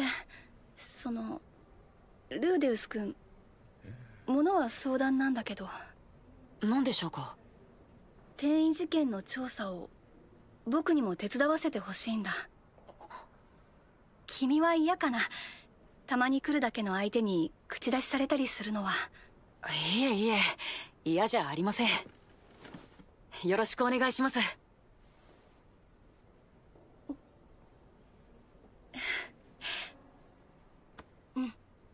よろしく。 Oh, bro. Oh, bro. Yeah, the way she pointed at her ears, just subtly trying to leave clues. I'm gonna be straight up with you guys, though, and I hate to put it out this way, and for a lot of people being like, "Oh," but like I would totally recognize stuff. Guys, have you ever been at a setting at a bar or something and not even known that a person's hitting on you? Because I have. I'm gonna be straight up with you guys. As much as I am aware of like people's like interactions and stuff, like, you know, they could always be like up there hitting on you, doing whatever, and you're just like, cool. She's so friendly. They're so friendly. I never assume. Well, that's the point. Is imagine a situation like this where someone is clearly hinting stuff at you, and you're just like, oh, they're just so friendly. Like, yeah, better safe than cringe. Bro. Oof. Tell me multiple times, hey, that person was hitting on you. In fact, my parents informing me after the fact. Oh, no. Yeah, realistically, Spiffy, she can go literally like, my name's Sophie, and he'd be like, oh, cool, you're just like my friend. じゃあ早速だけど、この文献で転移の出現先の傾向とかが分かれば何か役に立つかもと思ってさ。男相手に。このページの事例だと。いや、まさかな。Oh, dude. 気の迷いだろ。Oh, dude. Rudy, it's okay, brother. It's okay. You feeling things, brother. You feeling things.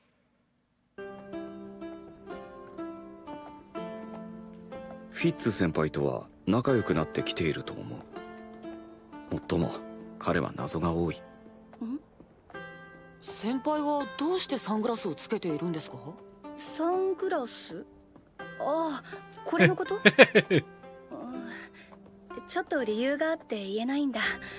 ごめんね。いえ、先輩って寮の何階に住んでるんですか？一応その女子寮の方に寝泊まりしてるんだ。アリエル様の護衛だし。それは問題は起きないんですか？大丈夫。許可は取ってるし。僕もアリエル。Wait.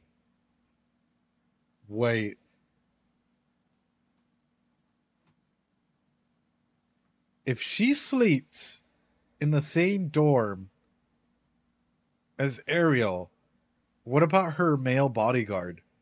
Does he do as well? And if so, Luke, is he even sleeping in his room? My dude is a gray rat, like. Yeah, that's why I'm like, he's a gray rat. Like, I'm sorry. Like, man's eating fox in the hen house. I'm just asking, but also, this is really cute because honestly, it's like people that remind you of close friends when you're younger, people that you can genuinely vibe with. Amazing support network to start the healing process, right? Amazing opportunity to start healing. And even through this, the process of propinquity hits even harder here because it's someone that's reflecting environment or people that you may know, so it makes you attach quicker. For Rudius, I'm sure that this is a whirlwind of questions that he may even be asking himself, like, do I really swing this way? I'm okay with it. What's going on here? Because the propinquity is hitting hard, right? Like someone that matches up a lot of characteristics of a friend, of someone that you love, of someone that you care about, and it's making you feel a certain way, things that you probably haven't felt in a while. That's going to go ahead and start circulating certain aspects in there. 一応、寮では許可を取れば従者や奴隷と生活することが可能だ。男子生徒という例外が許されているのはアリエル王女とフィッツ先輩個人が信頼されているのだろう。先輩って僕とは普通に話していますよね。どういうこと？無口な方って聞いてましたけど。結構人見知りするんだよ。その割には俺には自分から話しかけてきたように思ったが。He likes it. Rudy, my man, we need to take a course, brother. Well, like, Rudy, we need to talk a little bit about cues, brother. If someone's talking to you like this, what does that mean? What does that mean, Rudy? フィッツ先輩は小さな頃から無影象魔術を使っているんですか？今日はやけに質問してくるね。Even through it's awesome that she goes around to this bridge and he's gonna hop around like or walk through it like that. 昔師匠に助けてもらって、その時に頼んでな。Even just to showcase the power dynamics and who's on a more stable ground. Beautiful fucking shot here. Like he's literally walking with the risk of falling and being taken away by the little river water canal thing here. And for her, like, you know, walking through a bridge that's sort of cemented, that power dynamic power over, like it's awesome, dude. 習い出したんだ。すごい人でね。今でも尊敬してるんだ。そうなんですか。それは僕も会ってみたいものですね。それは無理じゃないかな。なんでですか？Oh, I can't. It's too cute. Oh, Rudy.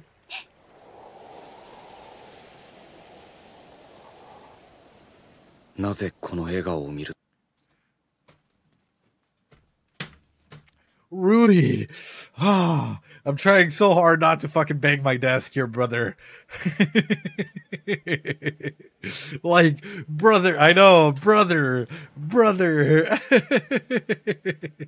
と胸が高鳴るのだろうか。俺は決してそういう趣味ではないはずなのだが。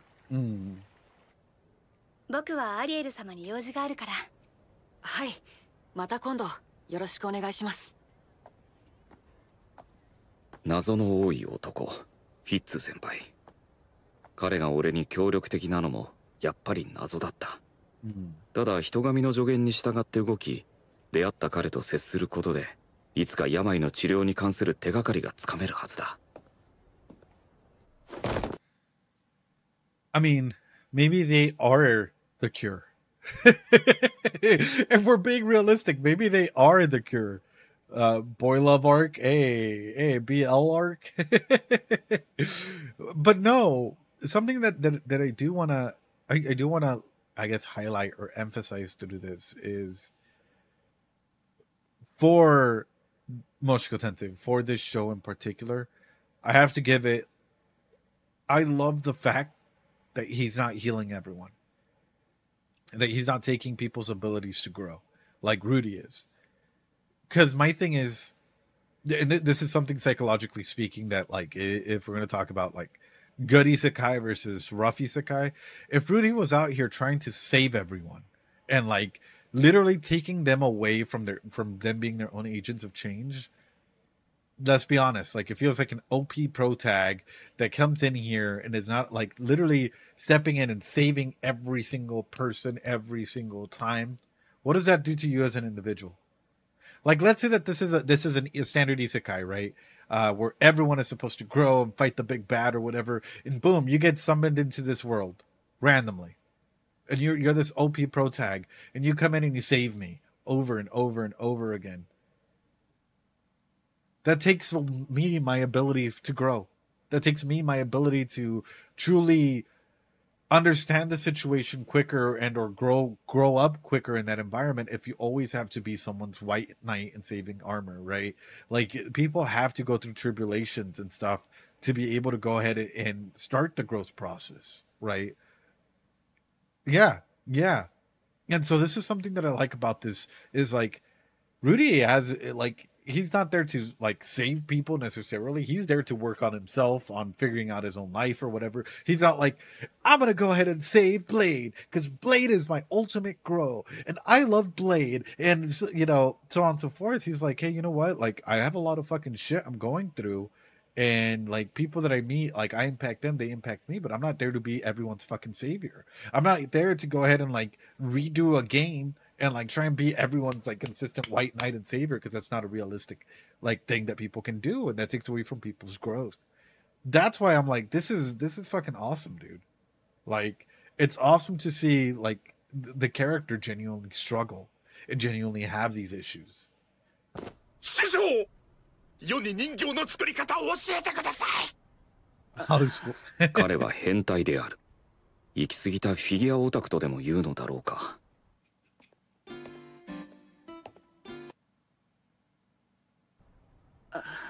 彼は変態である。行き過ぎたフィギュアオタクとでも言うのだろうか。Wait a second. Wait a second. Is this Rudy as a girl? Because it looks like his with like the apprentice wand type thing, Girldius. Wait a second.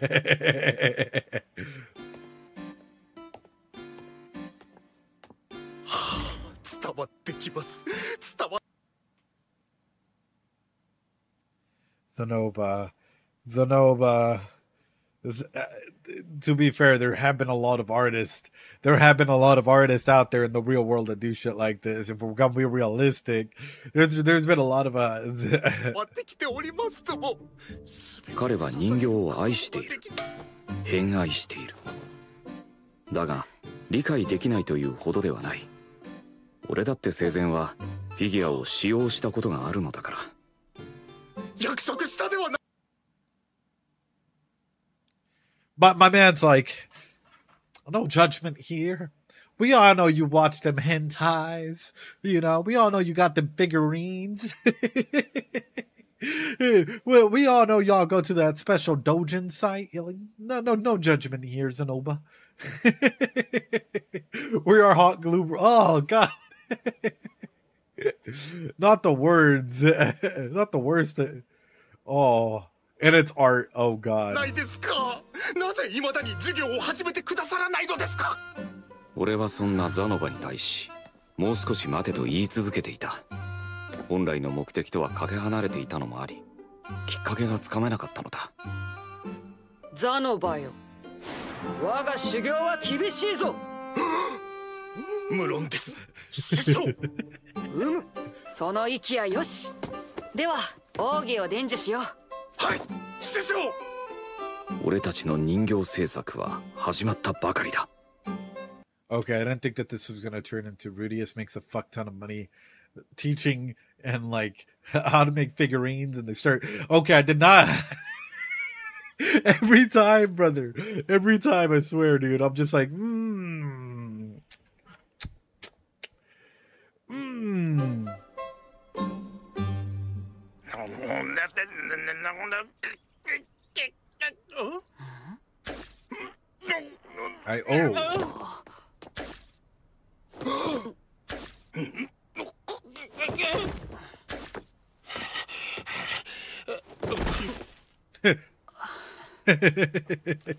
Took him 5 ever, but hey.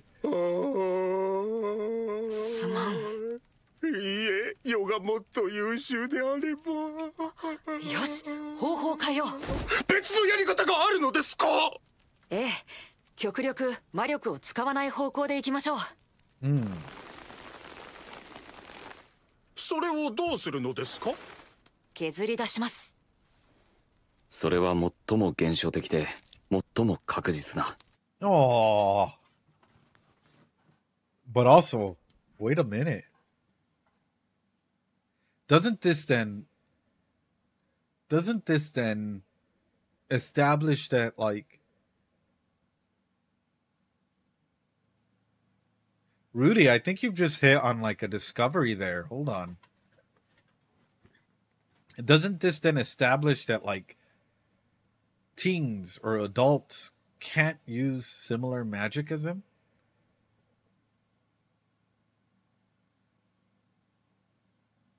Because it sounded like he was trying to teach him how to go ahead and do stuff. I.e., someone close to his age trying to teach him how to go ahead and use that, like, silent casting type of thing. And he's not able to do it. That, for me, rationalizes that it doesn't matter the mana pool. Then it's a certain age range that you have to start looking at, right? He couldn't teach Eris and Ghislaine silent casting. Actually, true. Actually, true. There are some personality quirks when it comes to magic. But wait. Because it has to be the way you envision shit as well, right? No, that's still neuroplasticity, Sagusu. Because then it has to come with the way that you envision. Like when we saw him as a kid, start envisioning the water thing and be able to go and pop out there. We know that Eris is like imagination, not necessarily the greatest. So then age might be one of the biggest factors in that way, because like neuroplasticity is at its fastest growth during younger years. And so I'm also thinking probably imagination or creativity is probably another huge factor through that, right? Eris can't spell imagination. Dude, okay, there's so many awesome Mushoku Tensei figurines that I like really, really want. One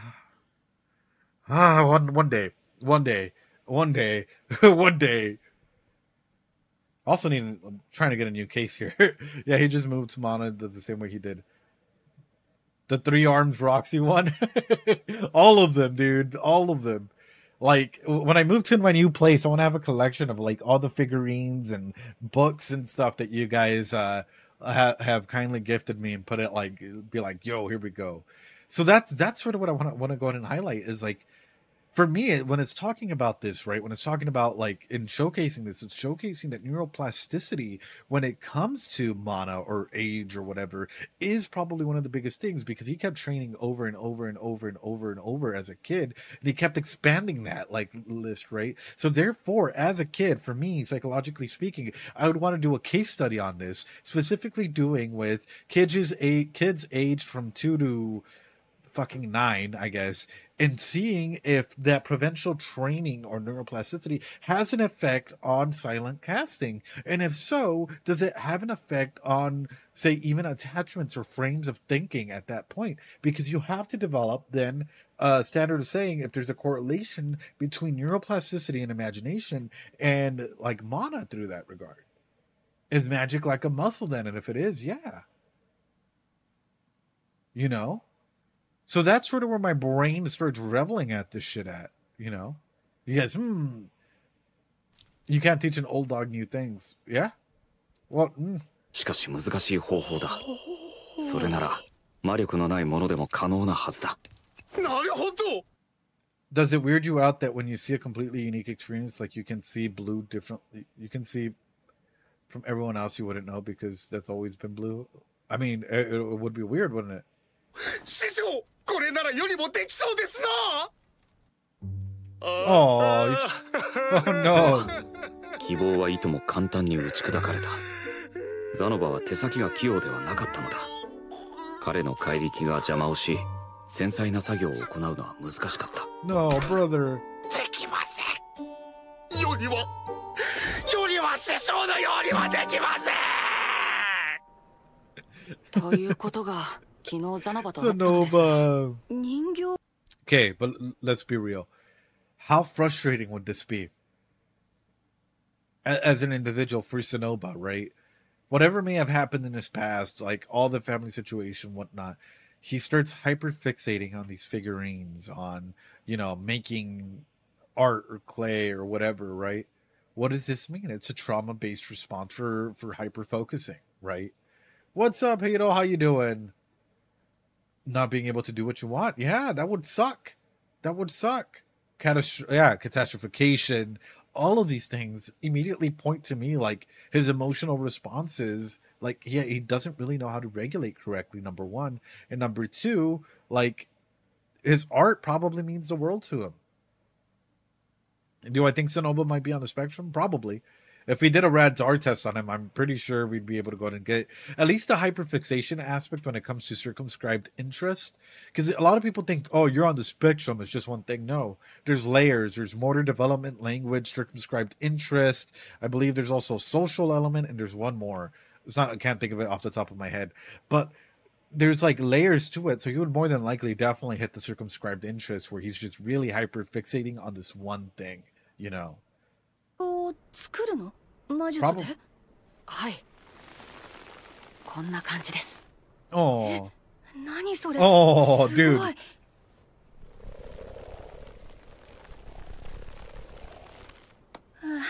できないやこれは普通の人には真似できないよ。そうですね。別の方法としては土の塊。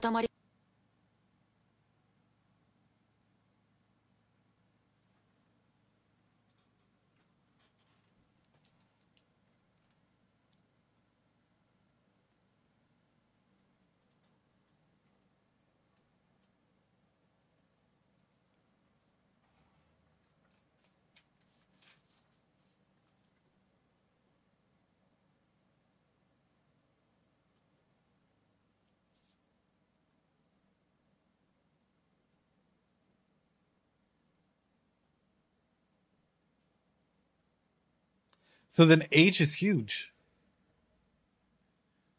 You have to know this, like, you have to know these skills at a certain age then.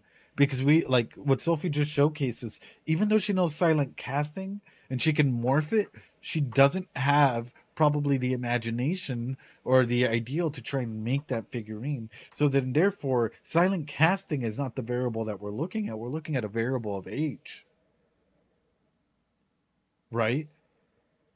Like, we're looking at a variable of age then. So then if there's the cutoff age for learning new things, this is groundbreaking shit.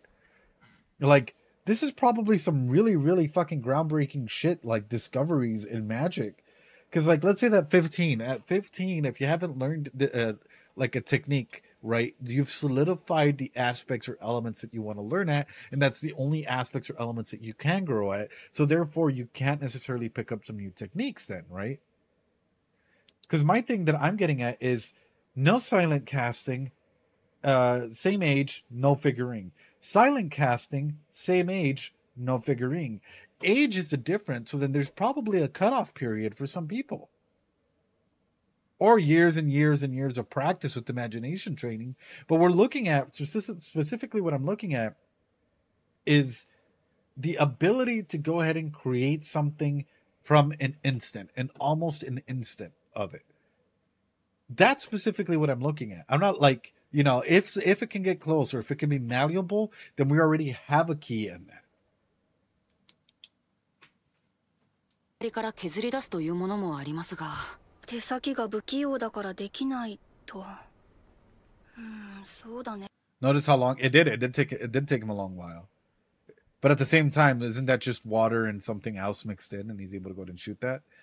So, like, for example, does Rudy know any, I don't know, ice magic? Not ice is water. Thunder magic, right? How long, like, if there was, like, a thunder magic, how long would it take for him to master it at this point in time? Because you could say earth and water are, like, Rudius's things, right? So this is sort of what I'm throwing this out there is how long does it take to learn something that's out of your, like, scope, your immediate scope, you know? 参考になるかどうかわからないけど、アスラのオートにも似たような人がいたよ。似たような人ですか？うん。Lightning, okay, lightning is water spell, bruh. Thunder magic could be a combination of air, water, and fire, I imagine. Oof. What? がいたよ。似たような人ですか？うん。自分でやりたいんだけど、能力も技能もないって人がね。その人はどうしていたんですか？奴隷にやらせていたんだ。になるかどうかわからないけど、アスラのオートにも似たような人がいたよ。似たような人ですか？うん。自分でやりたいんだけど、能力も技能もないって人がね。その人はどうしていたんですか？奴隷にやらせていたんだ。Here's the thing is,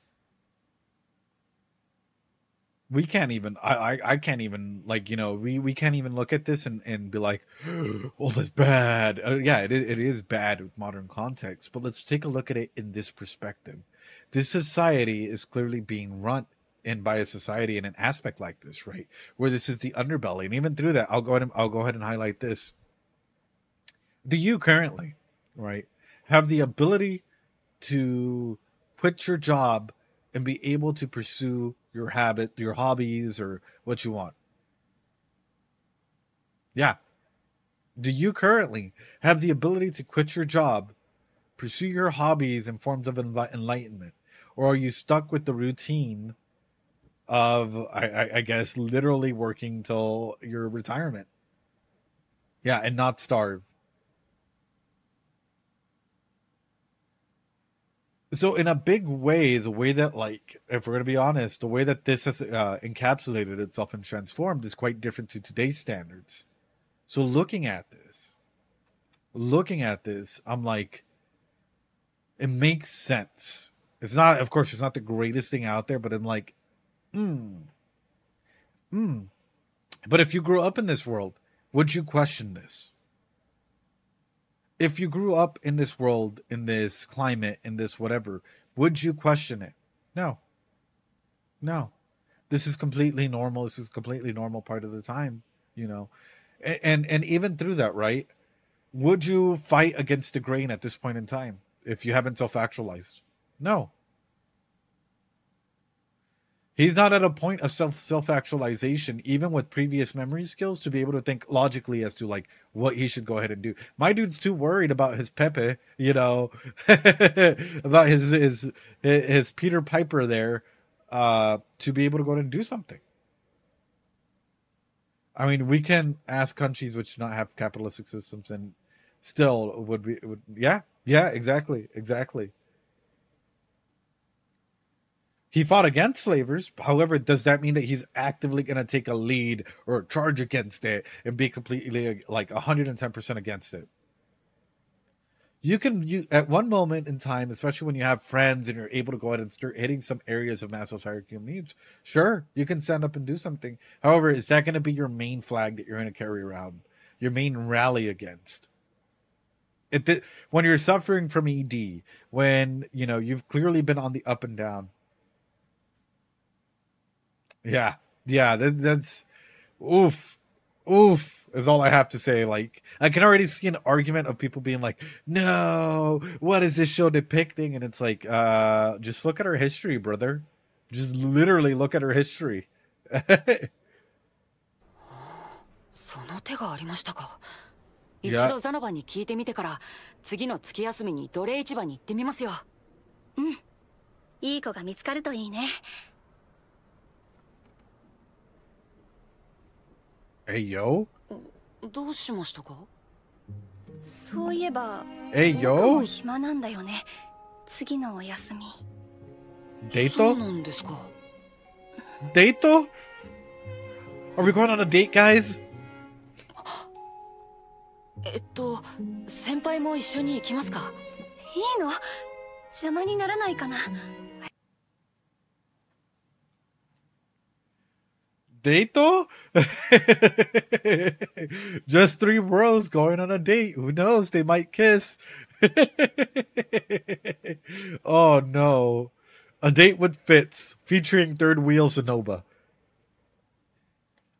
I will be honest. I wonder how Sylphie would feel if, like, the doll he created was of Sylphie. Oh, I could just imagine her, like, blushing or, like, being like, you know, or, oh my god, oh, that would have been like, or awkward. I don't think he would be like, they would be awkward. I think they would just be like he cares. He still cares, right?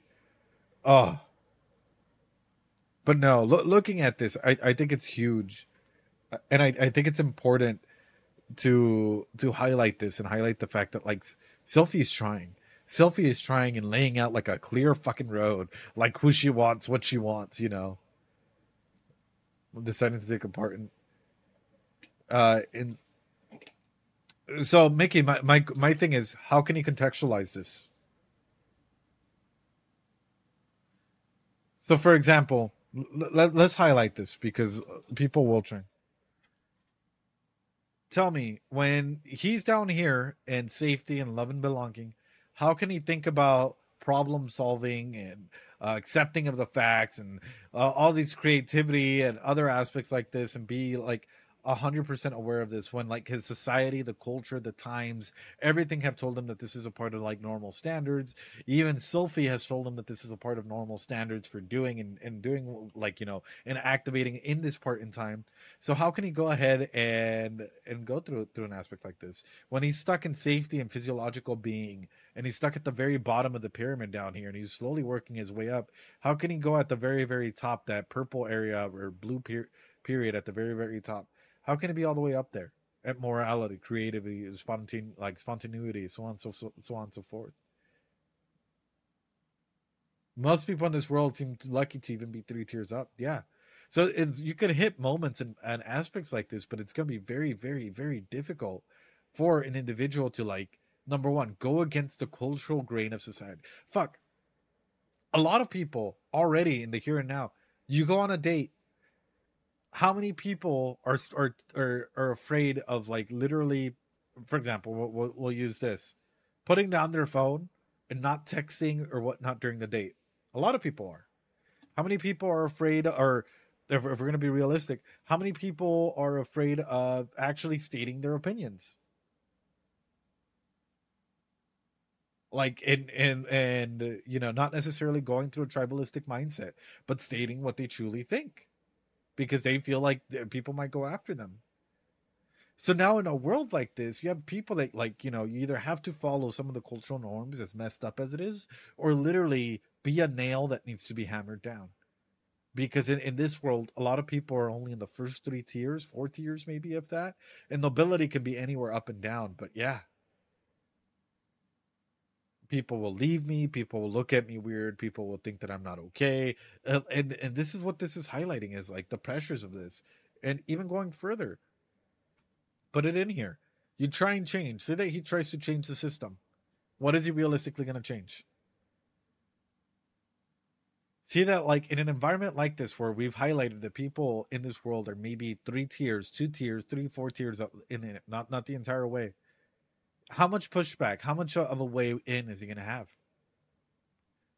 Do you think that he'll, like, if he was with family, he'd be able to change Paul and some of their philosophies in their ways of thinking? Or the school and normalizing this? Probably not. Peers, Sylphie fits, nobility seems to use it. It's going to be there needs to be a lot more people than just him that thinks this way for an action and a change to start happening. I think that's one of the biggest, things to point out, is, like, he can't do it by himself, and he needs more than just himself to be able to go out and do one thing. You can hardly change the EXO much. Oof. いえいえ、アドバイスをもらったお礼に食事でもおごりますよ。そう。じゃあごちそうになります。But I can see that argument happening, definitely. はじめまして、フィッツです。シーロン王国第三王子ザノバシーロン。ザノバ、今回の一件を提案してくださったのはフィッツ先輩だ。Oh shit. 相応の敬意を払え。Oh shit. わかりました。Oh shit. お初にお目にかかります。シーロン王国第三王子ザノバシーロンと申します。以後お見知りおきを。いや、いいんだよです。王族の方がそんな、やめてください。では顔合わせも済んだところで行きましょうか。I love how Zenoba's just drops it, bro. Zenoba's just like, all right, like, hey, yo, you're actually cool. You actually helped. But also the influence and the amount of weight that these two would have, now that I'm thinking about it.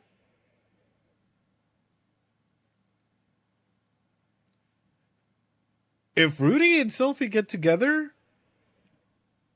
the connections that they have is fucking insane.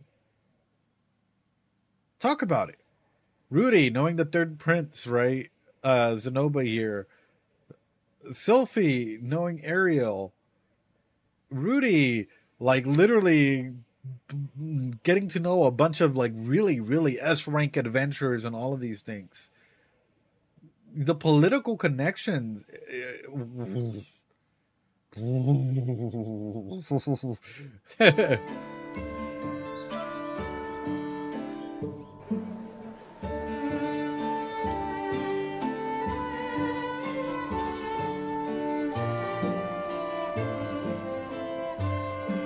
Beastmen, yeah.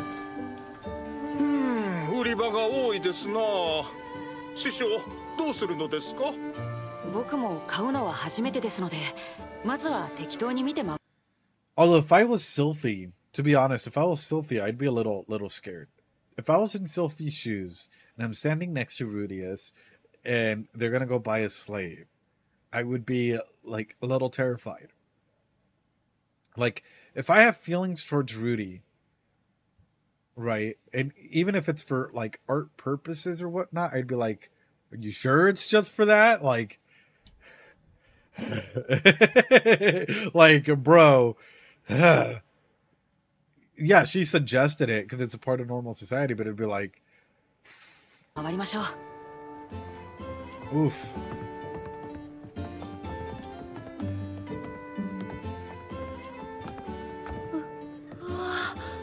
本当にみんな裸になるんだ。大きいな。あんな風になってるんだ。Sylphie. 実に Sylphie. Wait, hold on. What did she? Is she still thinking about Rudius's? Wait a minute. Is she comparing Rudius as a frame of reference? Wait, hold on. 大きいな。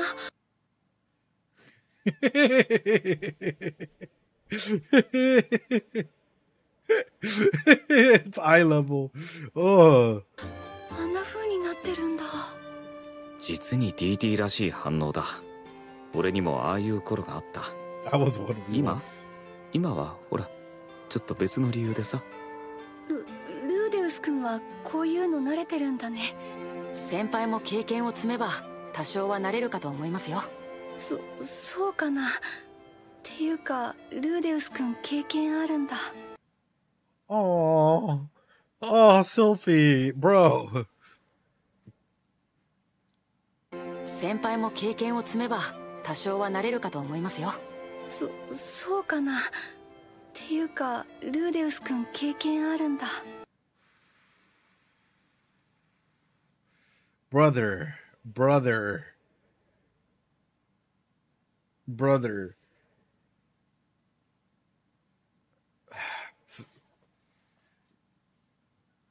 I mean, number one, don't ask questions that you don't want the answers to, right? But number two, also be smooth about the way that you communicate shit.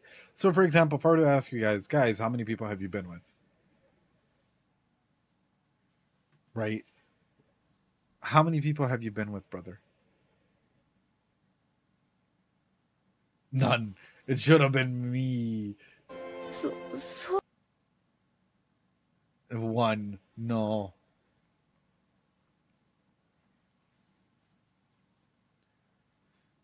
So do you guys know, like, I actually really like orange juice. I think orange juice is pretty good. I think, just drinking orange juice is really, really good. I tend to go ahead and, drink orange juice every so often. But it's pretty delicious. And I just, do you remember how many cups of orange juice that you've had? Or apple juice or coffee, even.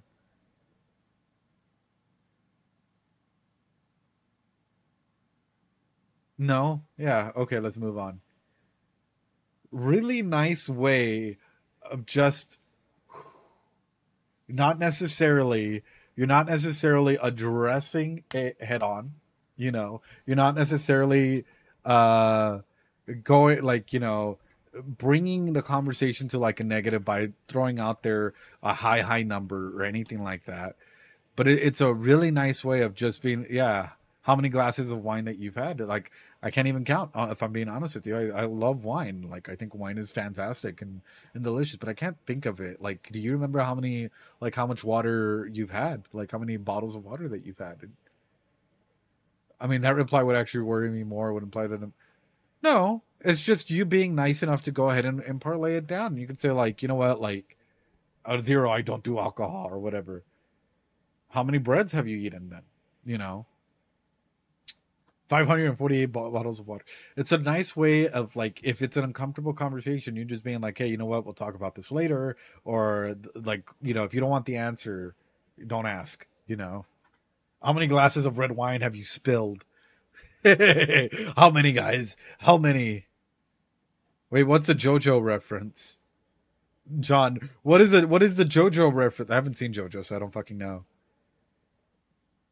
そうかなっていうかルーデウス君経験あるんだ師匠戦士には用はないでしょう我々が探すのは魔術の使える手先の器用な種族ですよね手先の器用な種族というとやっぱりドワーフですかねDwarves? ルーデウス君が魔術を教えるなら魔術の使えない幼い子の方がいいと思うよなぜですか無影小魔術って小さい頃の方が覚えやすいんだそうなんですかあと5歳ぐらいから魔術を使い始めると魔力総量が Sylphie bringing out the facts. Bro, I love Sylphie. Like, the fact that Sylphie is just, like, unrelenting and is open to go, like, she's just oh, wait, isn't this just kind of what I was saying? Wait a minute. Isn't Sylphie just saying what I was saying a little bit ago? Hold on. Wait a minute.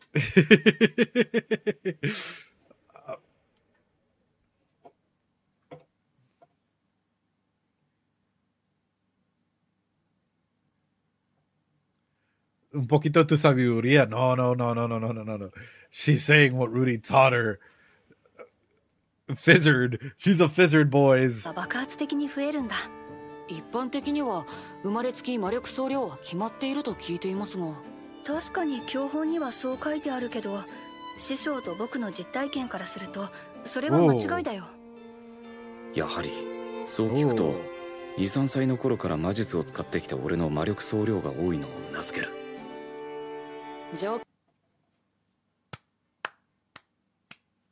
Sylphie's literally watching the stream. Hey, yo, Sylphie, if you're in this stream, drop a Dorito. we'll leave you all the love and support and root for you, you know, in your journey here. They do have 2 examples, so this theory has weight. Yeah, my master in Mai's case still doesn't realize what it is. Because everyone just dropped a Dorito. Oof. The mana stops growing at age... Wait, what? Dorito for Sylphie. Para Sylphie, there you go. 件も決まったことですし、商人の方に聞いてみましょう。ドワーフ自体この辺には少ないからな。しかも5歳となると。手先が器用な種族なら別にドワーフでなくても問題ありません。一層若ければ種族に関してもとやかくは言いませんが。お、いた。一人いたぞ。ドワーフ6歳のジョージだ。親の借金で一家揃って奴隷落ちたんですさ。健康状態はちとは。The whole family. Ooh. But yeah, that's how it was back then. Like, you know, at least like concepts of aspects like this. It's, you know, if you couldn't pay or you couldn't do certain things, let's be honest, the world was a really, really cruel place.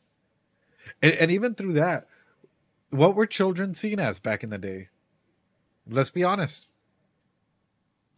Back in the day, what were kids seen as? We're not even going to go that far. What were kids seen as?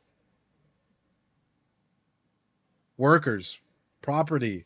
You could engage them, political tools, 101 other, additional hand to work with.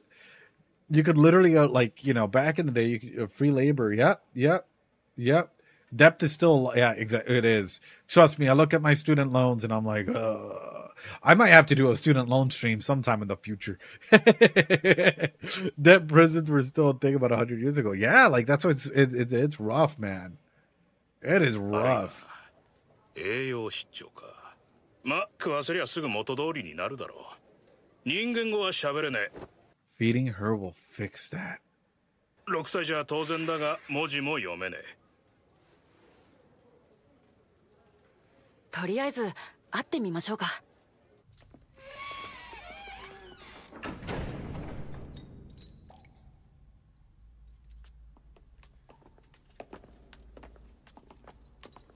Thanks so much for the follow. Appreciate it, mate.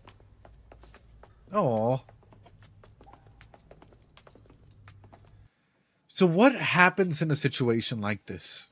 And let's talk about it, right? And I have a feeling a lot of people might be like, how can people still stay, like, say that there's no contract of binding or anything like that. Like, how can people still stay, like, you know, slaves and not try and run away or whatnot? Let's talk about learned helplessness for a second. If you've been in an environment where you're told to give up and you're literally forced to give up consistently, and no matter what, you are told that you are worth nothing, what happens? What happens? Hi, bro, can you please... Bruh. You get into that mindset, you lose hope. Yeah. You internalize it, you normalize it. You are literally worth nothing. And you start feeling this way. In the here and now, what happens to a lot of people? They learn not to rock the boat. They learn that, like, you know what? They just accept the way that things are. And that's where you get this feeling. And sometimes in anime, it does such a beautiful thing of highlighting, like, the spark in someone's eyes. And seeing that as, like, a big precipice, is a big moment for people. It's, yeah. And that light slowly starts coming in when people are being treated right, when they're when people, it takes years and years of, like, security and building up their Maslow's hierarchy of needs and everything for people to start breaking that learned helplessness. Like, this is why I want to go ahead and highlight this. And even in school, I hate to put it this way, school at times can teach you this learned helplessness when they make a standardized form of test that is not applicable for everyone. I hate to fucking highlight this, but, like, if you've ever had testing anxiety, or, like, you ever got to a test and you're just like, I give up, and, like, you've just put your name and you look at the question and the questions are already hard. This comes from this environment where, quite literally, you've been tossed into a world where getting the wrong answer and these things, like, people aren't helping you out. You know, people aren't genuinely trying to. Fitz is here. Fitz, guys, drop Doritos for Fitz. Fitz does watch the stream. You see, guys, drop some Doritos for Fitz. Fitz just followed. Hey, let's go. What the fuck, guys? Oh shit. Oh you guys are something else altogether. But no, that's really what I want to highlight, is learned helplessness is a very real thing. And this is where this element comes from, and this is just being highlighted altogether. As a psychologist, any cures for Rudy's condition, Ed? Yeah, you. You want me to be honest? Aside from therapy, because, like, you know, and aside from, like, the blue pill, probably you. If like, thanks so much for the follows. As you, like, you gotta be there for him, brother. You're already allowing him to open up and be vulnerable with you. Just hold him, give him your thigh a little bit, have him like lay down and be like, it's gonna be okay. I'm here for you. I ain't leaving you. I love you. Have him be like, feel emotionally vulnerable, and trust me, like, oof, him feeling intimate will open up a whole bunch of new doors, because that's what it does for a lot of people when they're able to go and feel a thigh pillow. Yeah, you got to get that thigh pillow, like Emilia style, you know. You get that thigh pillow. Thigh pillows change lives, you know. I don't remember that from I Won't Be Gone. Yeah, I Won't Be Gone or anything like that. You got to be open to being there. Fitz, we were just talking about you. We're so glad you're here. Oh no. I did not expect this introduction to happen this episode. Hold on. I did not expect this episode to already jump into this. Oi, Dero.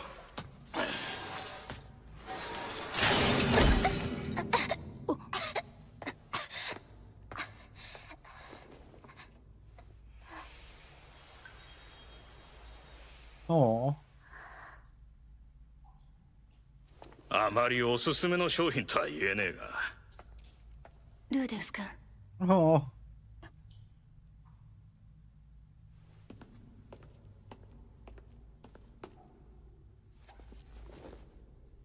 水砲撃 BPS にルーデウス。 My dude coming in here with the fucking fire, bro. He coming in here like a tongue god. Like, I wonder how impressive this is for everyone else, guys. Like, I'm not even gonna lie. I wonder how impressive this is for everyone else. Just being able to be like, wait a minute. Yokish? Ashadi, Effusius, Masax boy. The okay. Okay.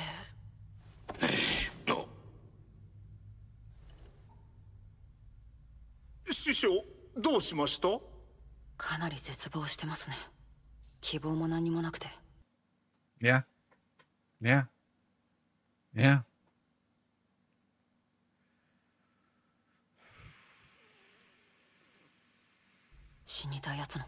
Mr. Worldwide, dale.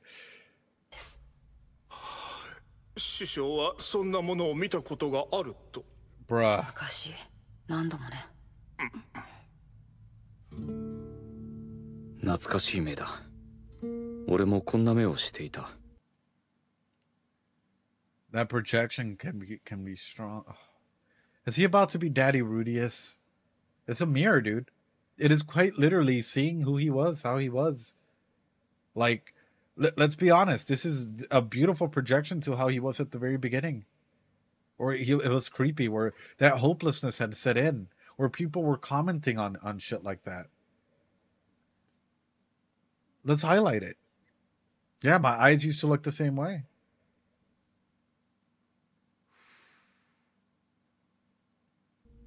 現状を絶望し、何もかもを投げ出したいと思っていた。よく押してばい。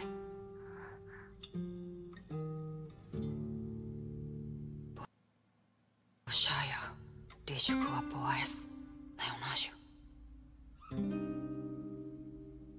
ニューピュー、イオ、ディテペケス。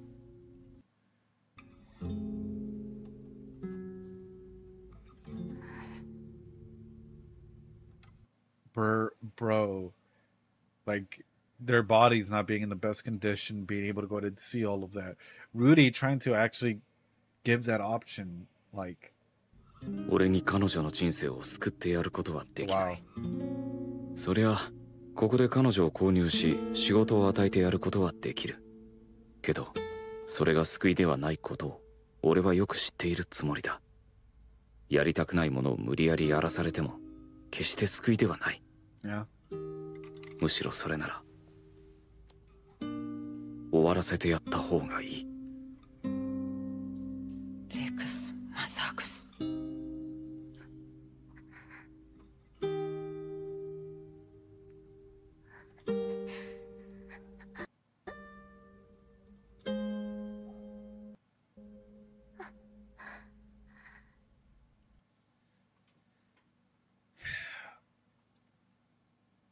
When it comes to an aspect like this, when it comes to an aspect like this, hold on, let me talk, bro. People being like, finish the scene, like.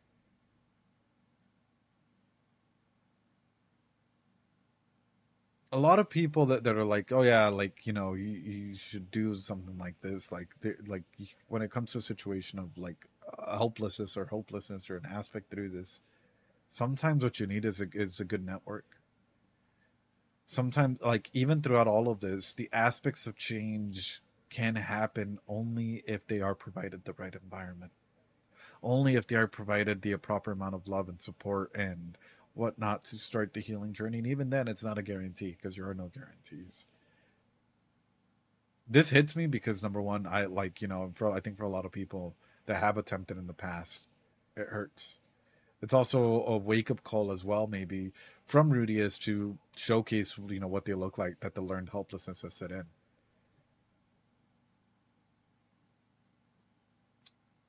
But through this, I want to highlight this, which is, if you are in an environment where you feel hopeless, and like know that like finding your support network, reaching out to them, you're not a burden to people. Talk to people before it gets to a level like this. Talk to people before it gets to a point of legit hopelessness. And if you're putting on a mask, why? Let people know that you need help.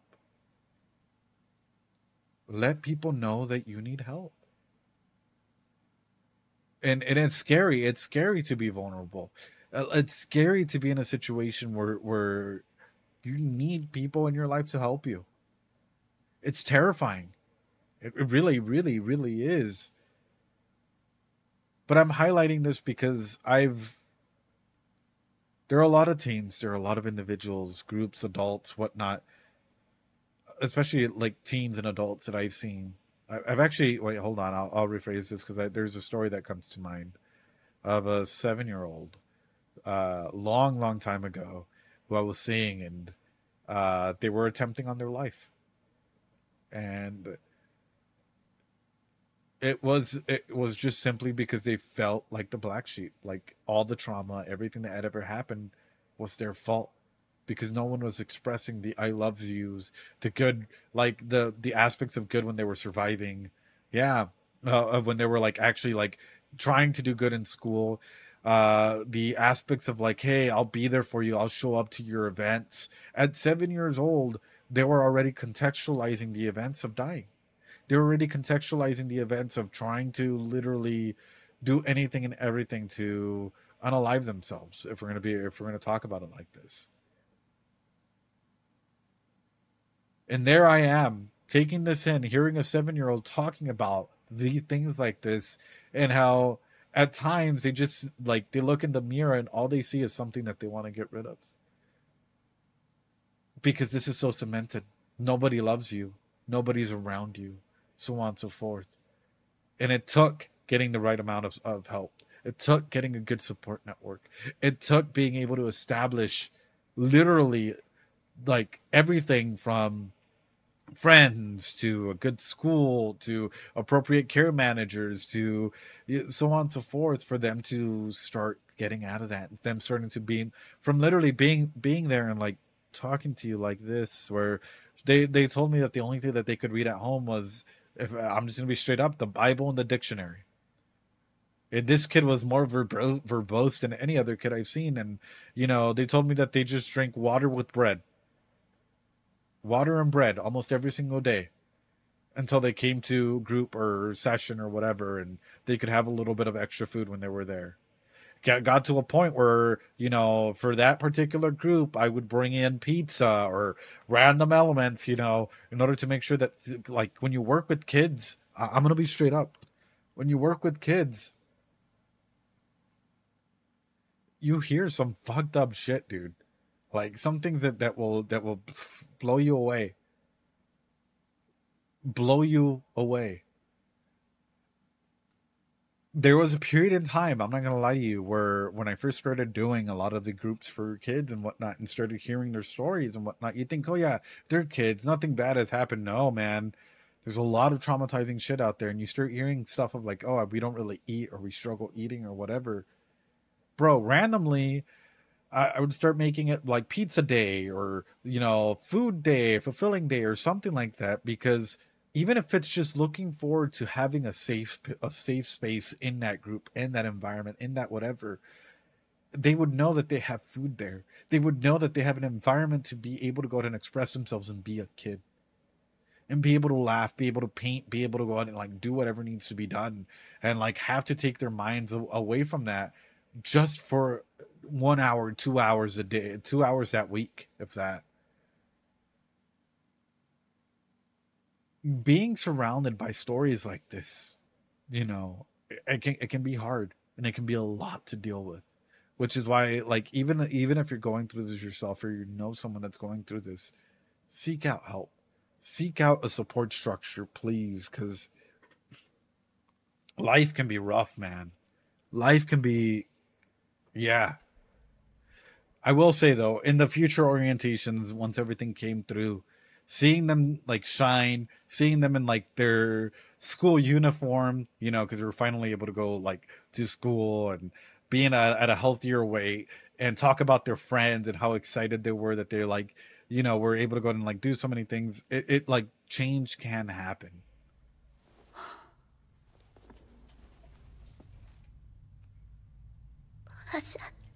Boy.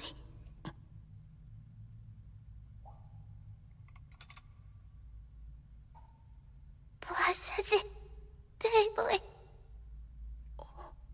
Oh. いいだろう。そんなもんだ。それでいい。 Oh. 行きたいじゃなくていい。 Oh. 死にたくないで。とりあえずいい。 Bruh.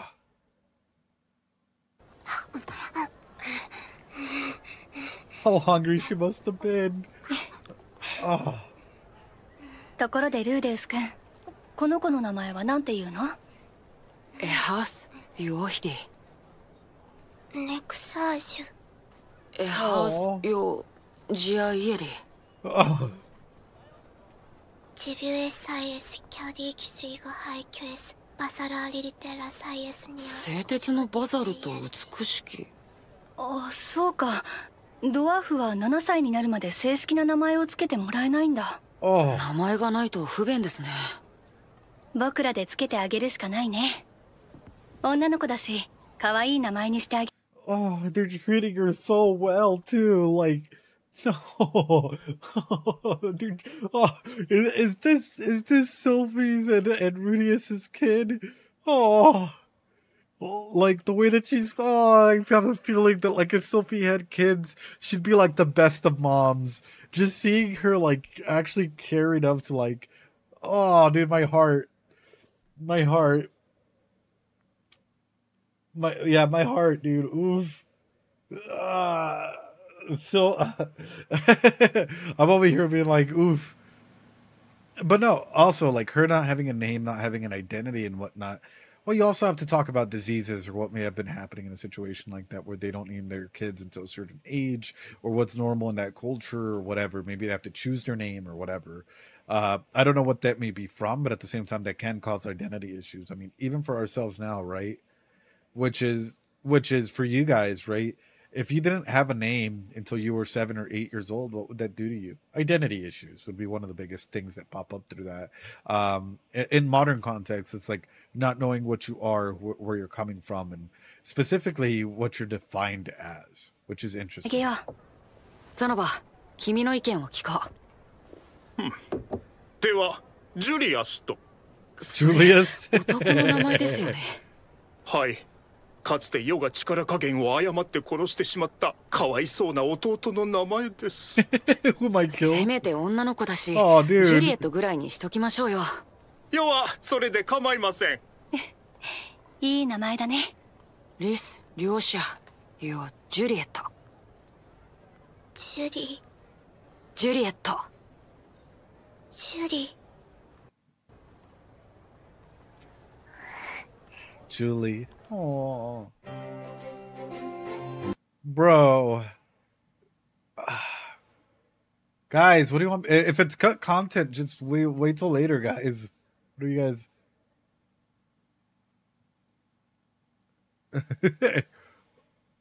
Oh, okay, hold on. Sonoba's strength is a very big problem for him. He decapitated his baby brother when he was a little kid and later killed his wife after the first night. I think it is in a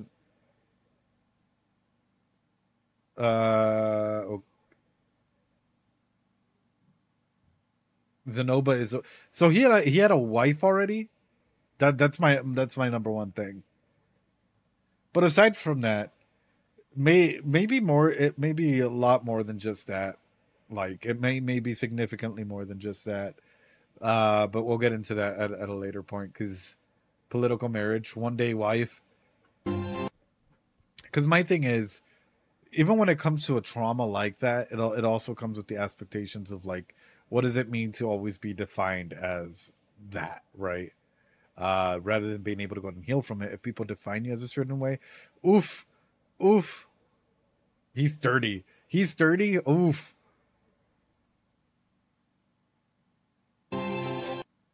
Being a blessed child.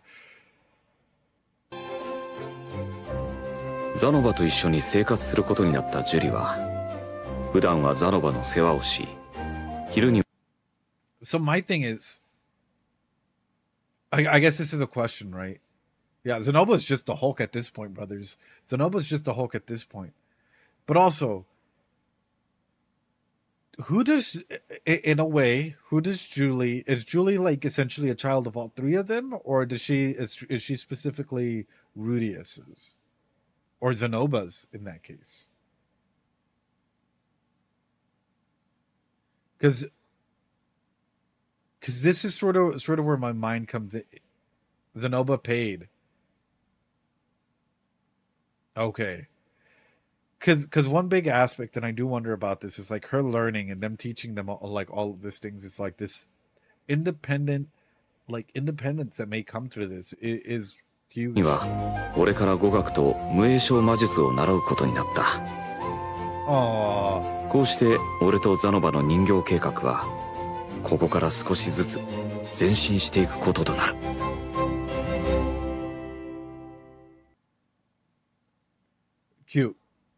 Cute. Is this a Nova?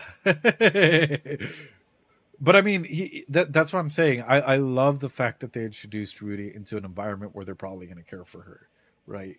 Where Rudy is there as Uncle Rudy, and you literally have like if we're going to be honest, whenever Fitz is around, being there as well. Julie, like the more that I'm seeing this character, the more that I'm like, I feel like they're gonna fit right in, and it's also gonna go ahead and satiate Zenoba's desires. Like that is overall, I think it's a lot to go ahead and oh wait, we're not done yet. Hold on. It's a lot to go ahead and take in. I forgot the ending here.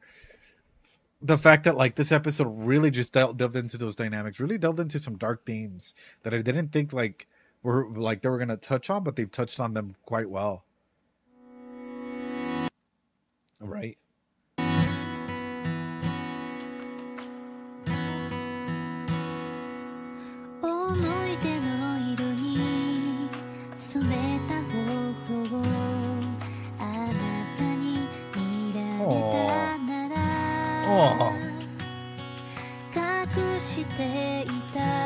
Still can't.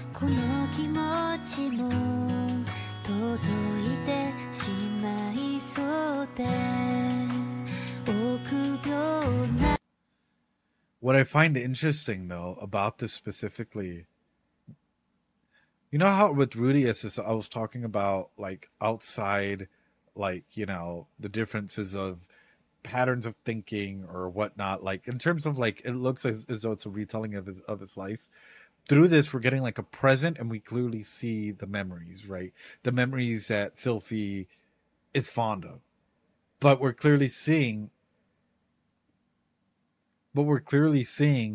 this element of like in the here and now with it, right? Seeing the characters walk on in and whatnot instead of just being isolated.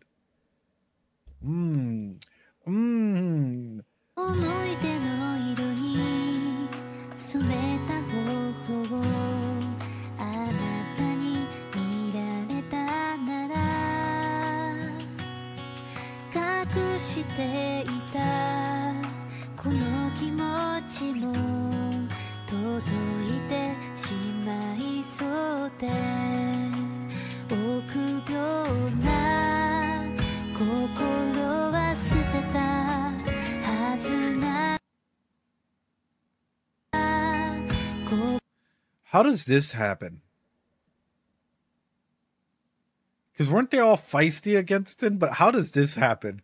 Where he's at the center and clearly everyone's looking at him, all eyes on him in the center of the room, just like a circus, right? That's what I'm curious about.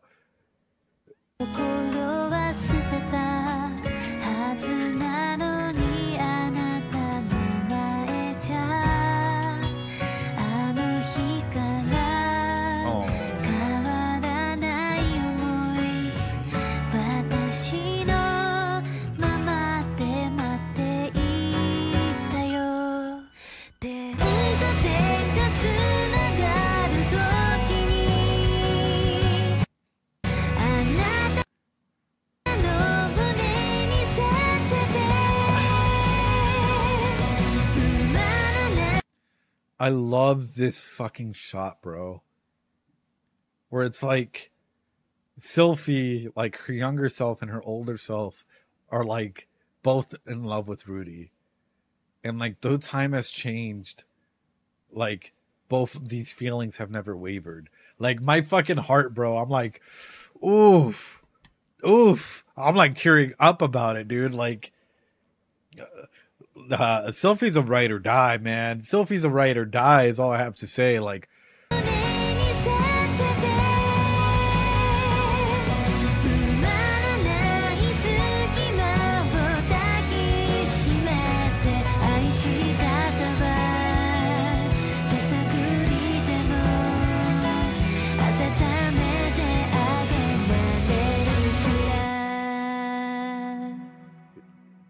this ending gets me chills, man. It like there's something about this song that just hits my fucking kokoro, brother. Holy bananas. Wait, what? The kidnapping and confinement of Beast Girl. Wait, what? What? Wait a minute.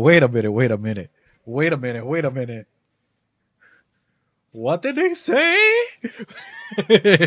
What did he say? The kidnapping and confinement. Wait a minute. That just sounds like. Wait a minute. Hold on. What the? Wait. Sounds like a good time. Brother and Roxy.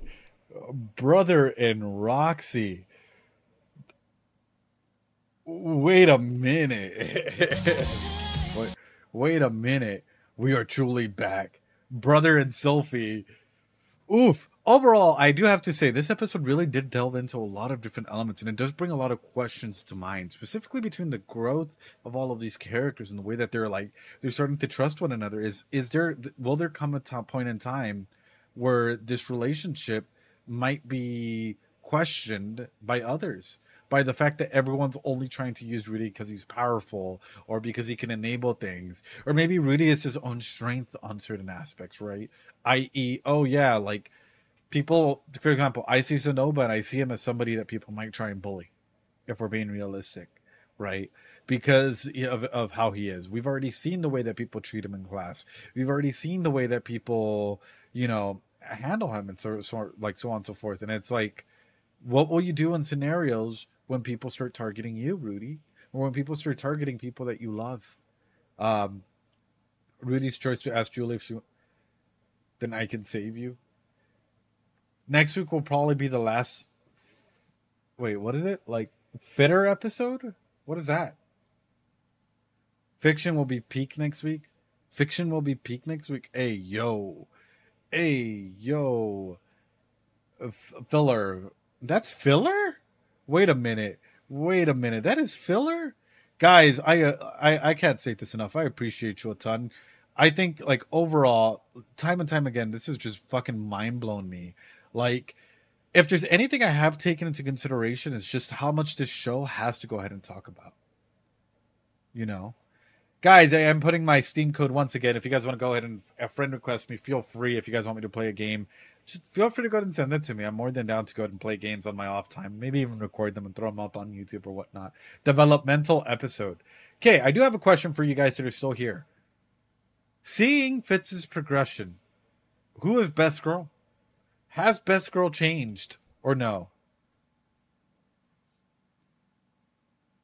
Has best girl changed or not?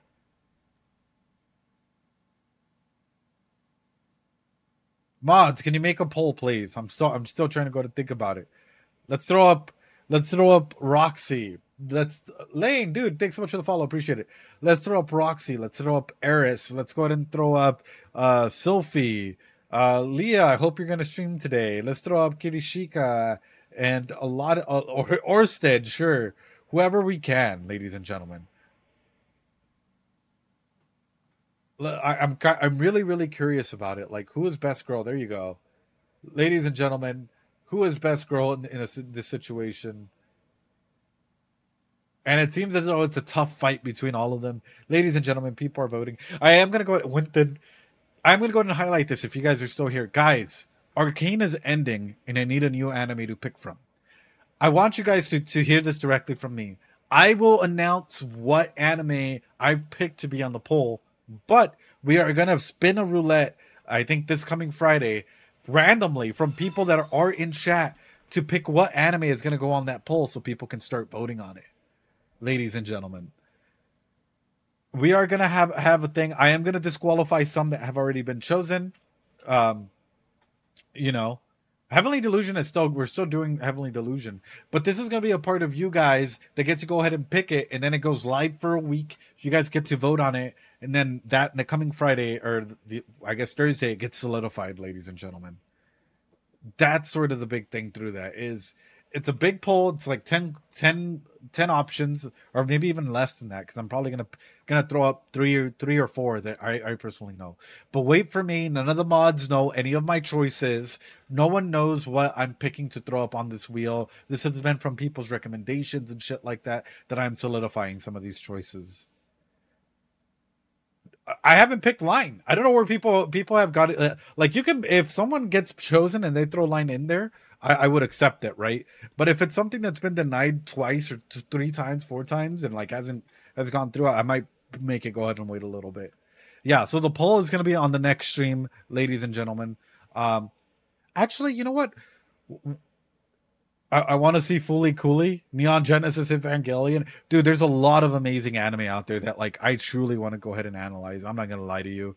There's a lot of awesome anime I want to go ahead and dig in deep into, but that's up to you guys to go ahead and showcase it. I have seen Violet Evergarden. It's been amazing. But anyway, with this, I do want to go ahead and say, guys, especially you guys here on YouTube, if you guys liked any of the discussions that we've had, the depth that we've gone into, please do let me know. Hold on. I have something I need to hear before anything, ladies and gentlemen. Hold on.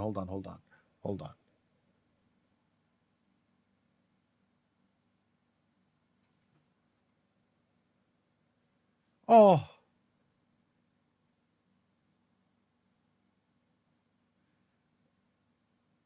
SP. I'm hearing SP. Beast Girls, as you've worked out the title. Hold on.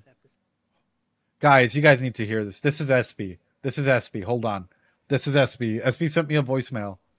A voice message. He's not here with us this week because he's in the hospital recovering. All the best wishes, SP.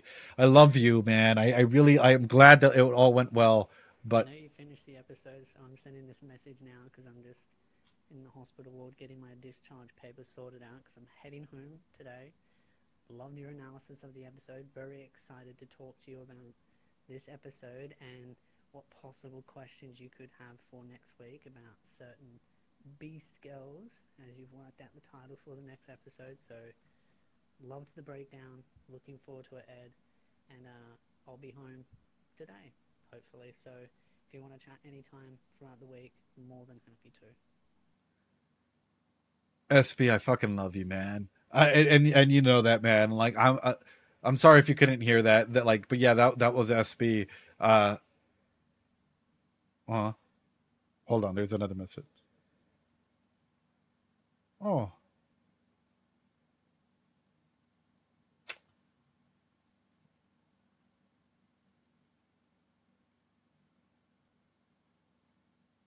You mean the world to me. So hopefully.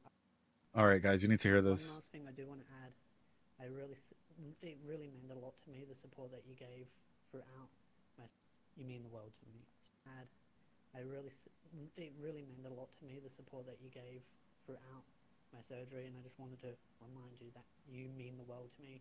You are, like, as you say, a brother from another mother. So again, thank you, Ed, for the support. Your community is the greatest, and you mean the world to me. So hopefully I will speak to you very soon. All right, guys. Yeah, I know the volume's really low. That's the highest that it can go on my end. But SP, you're amazing, and honestly, it's because we're part of each other's community. If we're being honest, man, I can't thank you enough for being here and for allowing all of our discussions to happen. You know, I have 1,001 questions for you. You know, I have 1,001 questions for you, SP. But honestly, like, from the bottom of my heart, thank you, man. And also, yeah, like, I think we all worry about you, and you know that we all love you and we all support you, and you like you are our brother from another mother.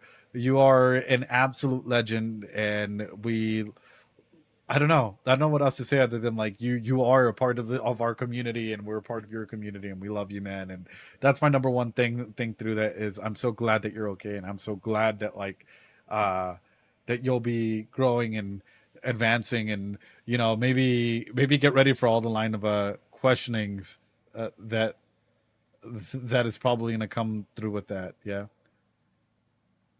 Get better as we honestly, I'm so excited, man. I'm so happy that everything went well. Guys, with that being said, if you like that episode, hit that like button, comment, subscribe. That might have been a little too low for you guys if you reach the ending, but I can't control Discord's volume, sadly, for voice messages. But I do want to showcase, like, I appreciate the living heck. You guys are amazing.